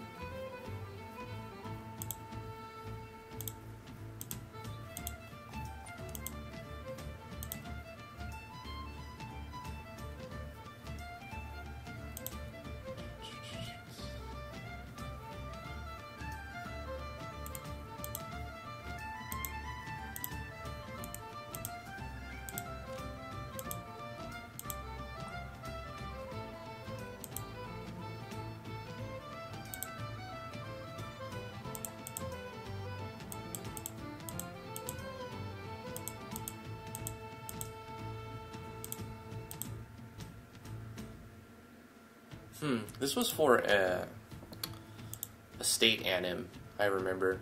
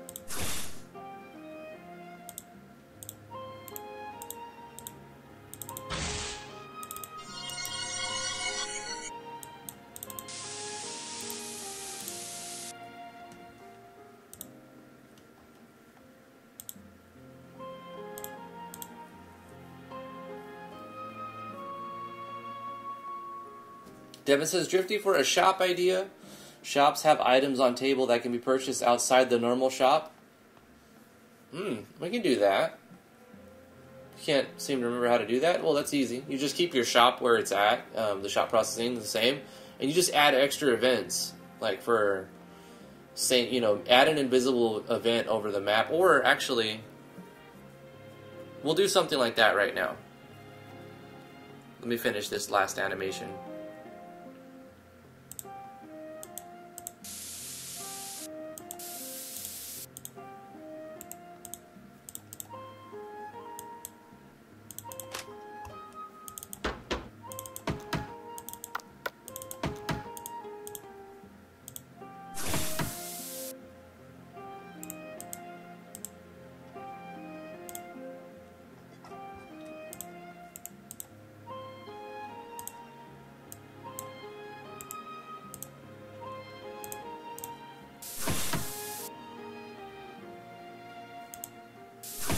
That last couple frames where it turns, I don't want.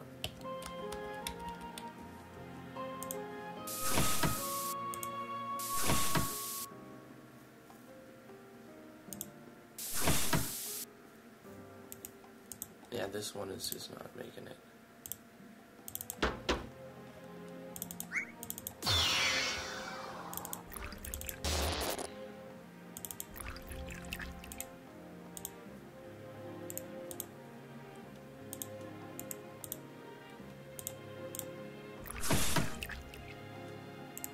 I don't know about that.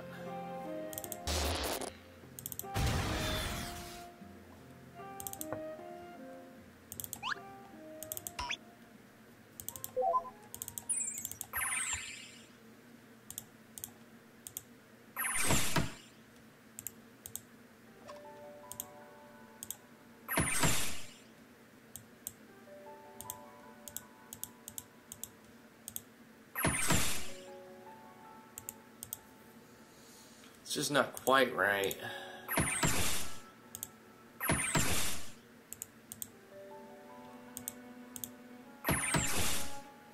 It'll work though.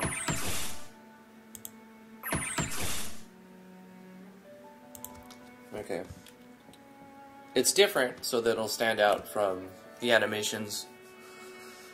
I'm thinking like you're plowing the land and there's dust coming up. The sounds aren't right. That's what's bothering me. That's not right. It needs to be like this. That is what we're looking for. Let's put this on 3. Let's put this on 1. I think we're gonna get it.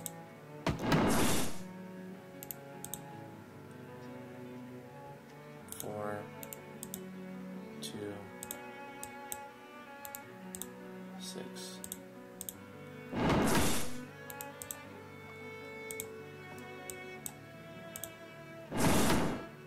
Okay. Now I'm happy. This is Purchase Farm.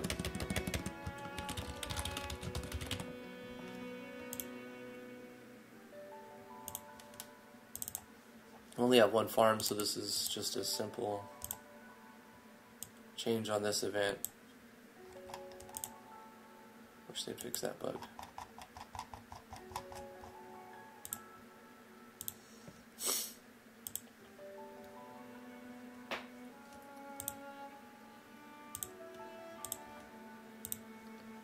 Alright, let's go to, like, say, the Port Town shop.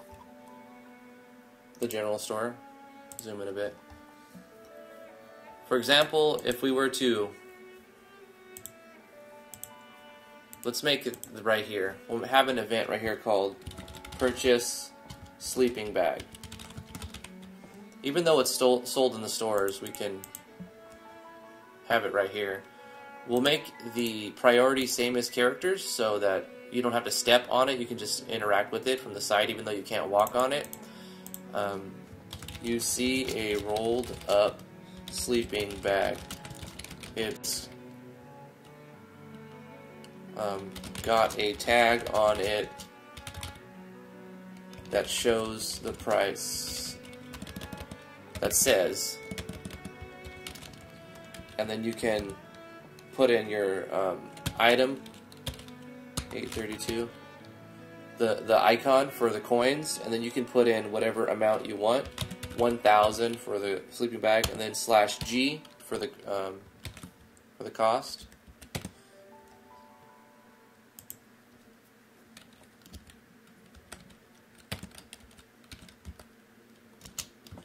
Purchase this item. You see a rolled up sleeping bag. Actually, instead of saying sleeping bag, you can use your /item icon right here and reference that specifically. What item is it that the player's buying? That's actually a item number 79, so we'll put that in there. So you see a rolled up sleeping bag. It's got a tag on it that says blah blah blah, purchase the item. We'll put this in top dim, because it's like a system message type of thing. And it'll, you know, the gab window is still going to be firing constantly, so that'll be out of the way.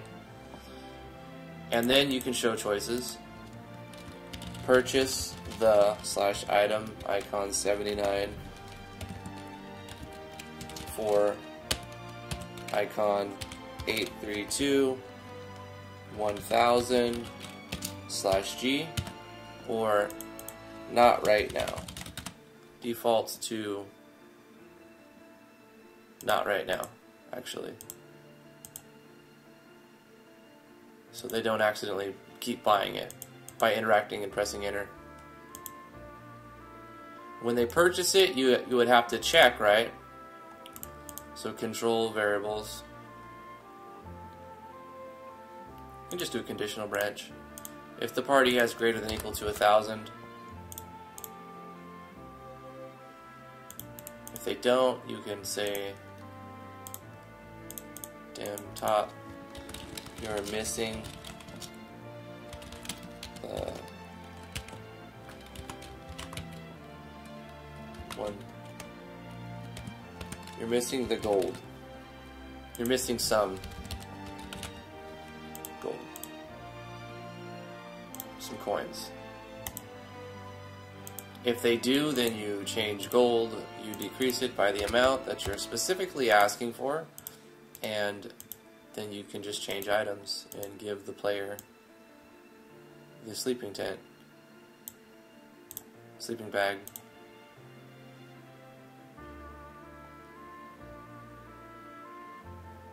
Also, you want to give some sort of confirmation, like a animation. That's the whole point of making it like this, so you can make it do something else, right? Man, this is so weird right here. This thing bugs out constantly. Show animation, drop down. Let's use town payment, wait for completion on the player. And a little show text.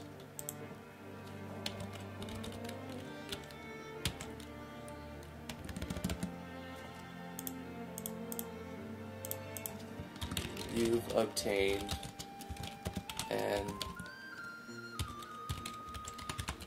what was it, 78? 79. It's not an and. You've obtained a sleeping bag.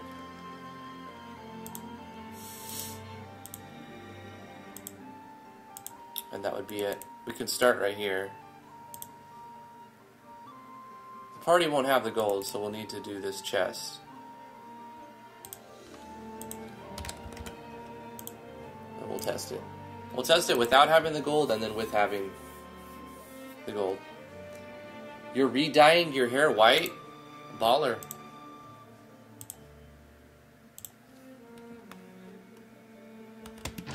Are you changing your name to Sephiroth? 1,000 coins were found. You see a rolled up sleeping bag. It's got a tag on it that says 1,000 coins. Purchase the item.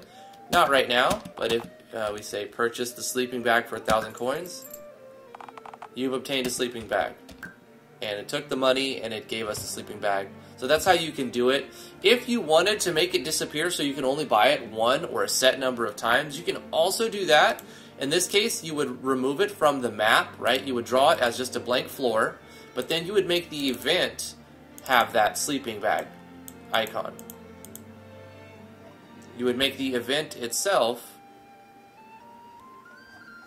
have this sleeping bag. And you would make a new page so that after you purchased it, you turn a self switch on, and then boom, it's gone, right? You can only buy that once. Or you can put a you know, as many times as you want, really. You make a conditional that adds one to the variable, and then you make another conditional, or you make a control variables that adds one to a variable, and then you do a conditional then checking if that variable is equal to or greater whatever arbitrary number you set. If so, turn on self switch A. If you know it's only going to be, you want it to be sold 1, 2, 3, or 1 or 2 or 3 times, you can just use self switch copy page. You don't have to use a variable. If you want it to be like 4 or more times that you can buy this item, then you could use a variable.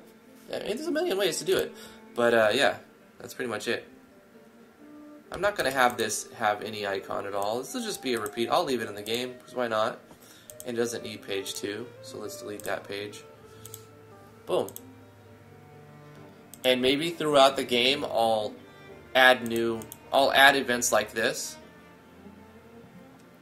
throughout the vendors and stores and whatnot to give the player more of a sense of exploration. They have to find the item they want instead of looking at it in a menu. In fact, you can completely get rid of the shop processing if you wanted to do everything like that. But it would take quite a while to make all those events and then also for the player to restock their stuff.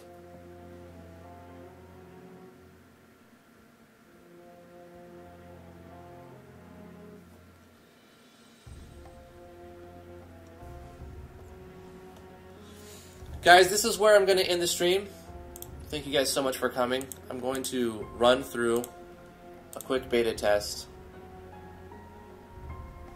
You can close this one. Run through a quick beta test again while I plug my stuff. Yesterday the power went out around about this time. So right before I was about ready to end the stream, the power just gives out.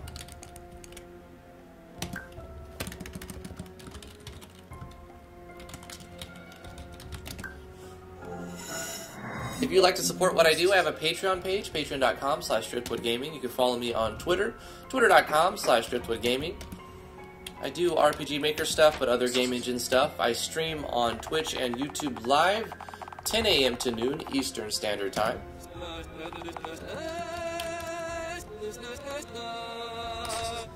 Got some sinister music. Here we go. Let's hear some battle music for the ending. Something more exciting. We're going to find a different soundtrack for tomorrow as well. Find something.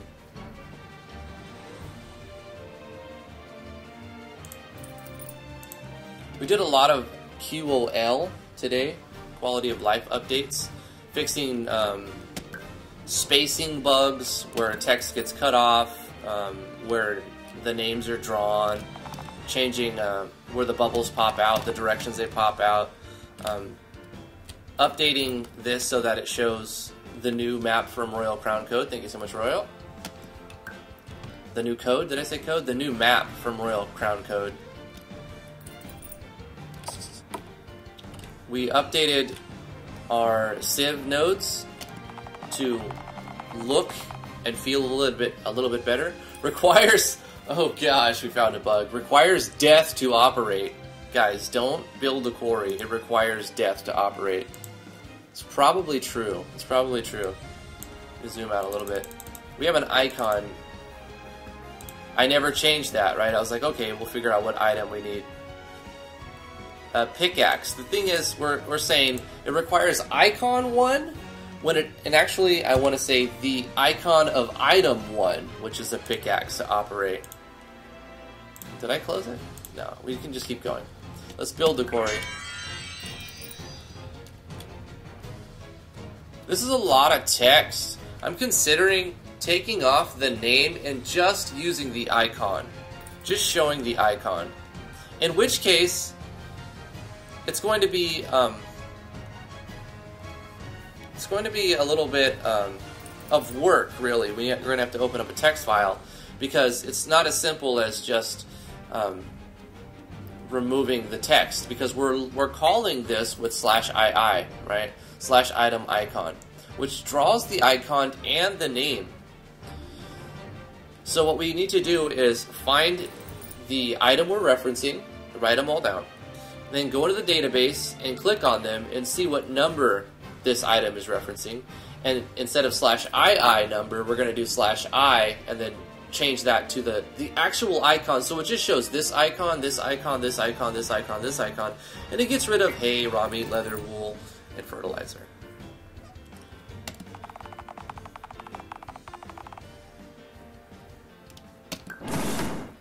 Ah, the custom animation we made, yes. I like that. Let's see the one for the fishing pole.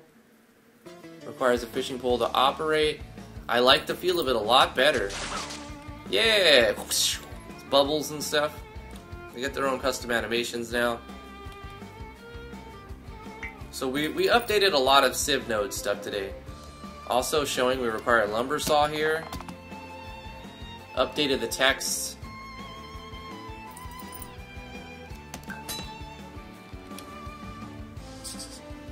in the town here. We can get a boat. That was from earlier. Ore, coal ore, diamond every 30 seconds.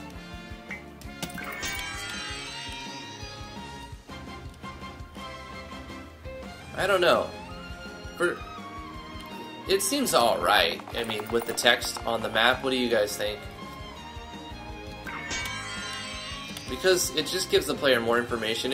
And is this text really covering up anything besides blank grass? If anything, it just breaks up some of the bareness of the map. It hides from the bareness of it. So anyway, that works fine.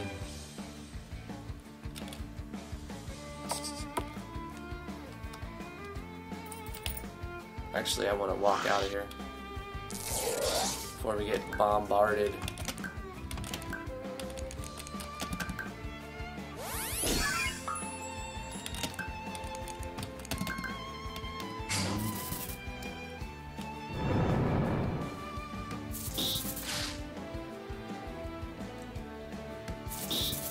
It's a 3-hit.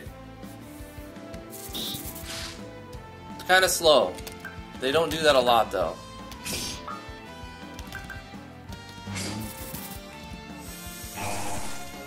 Oh no, she got dirty bit. Let's give a twinkle bop.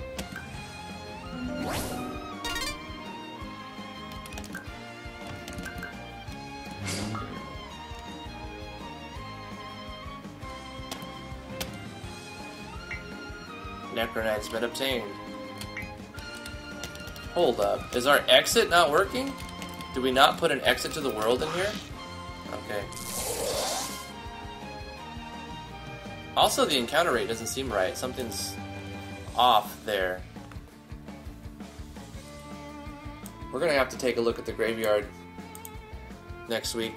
Today's Thursday. What is this going on? Player touch below characters. It should say...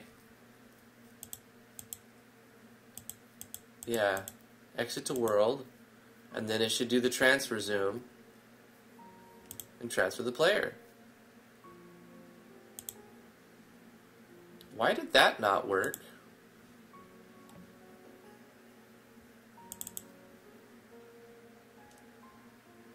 So we got a couple questions at the end of the stream that I didn't expect to encounter, but we're beta testing today, so these events are not even showing for some reason.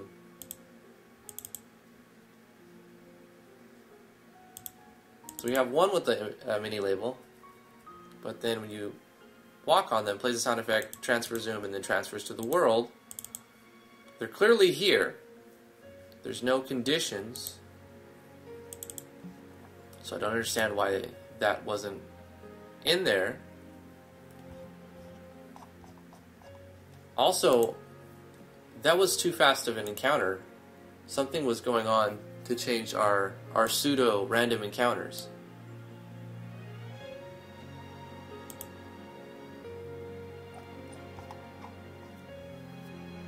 Pseudo random battle. If we have a soul taunter equipped, if they have a soul taunter equipped, if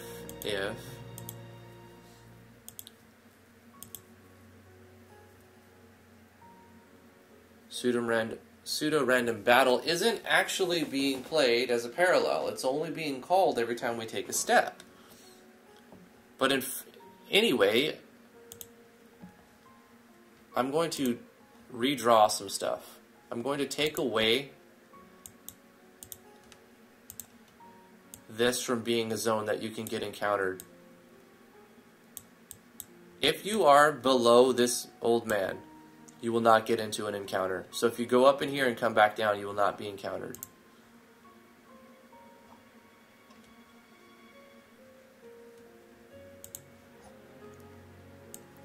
I also want to take the encounters away from this zone as well. Just once you get to this area, you no longer get into any encounters down here. There's like little safe havens.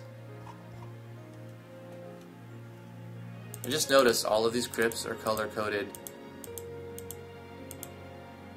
very nicely. Christ history, even to this day, you keep shocking me with the level of detail you put in this map.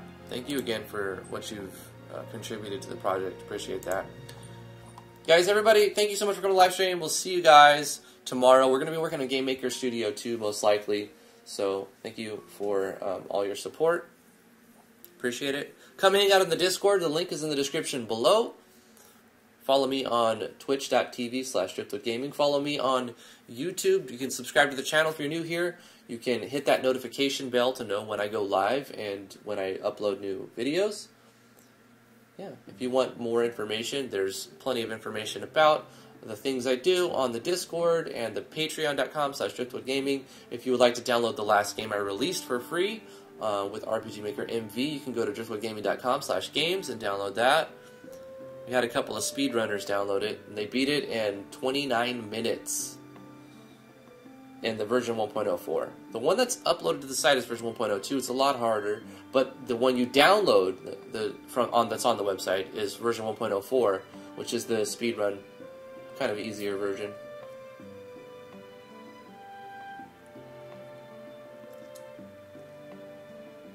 Damian Floyd still the Steam boss, the stream boss here with 234 HP.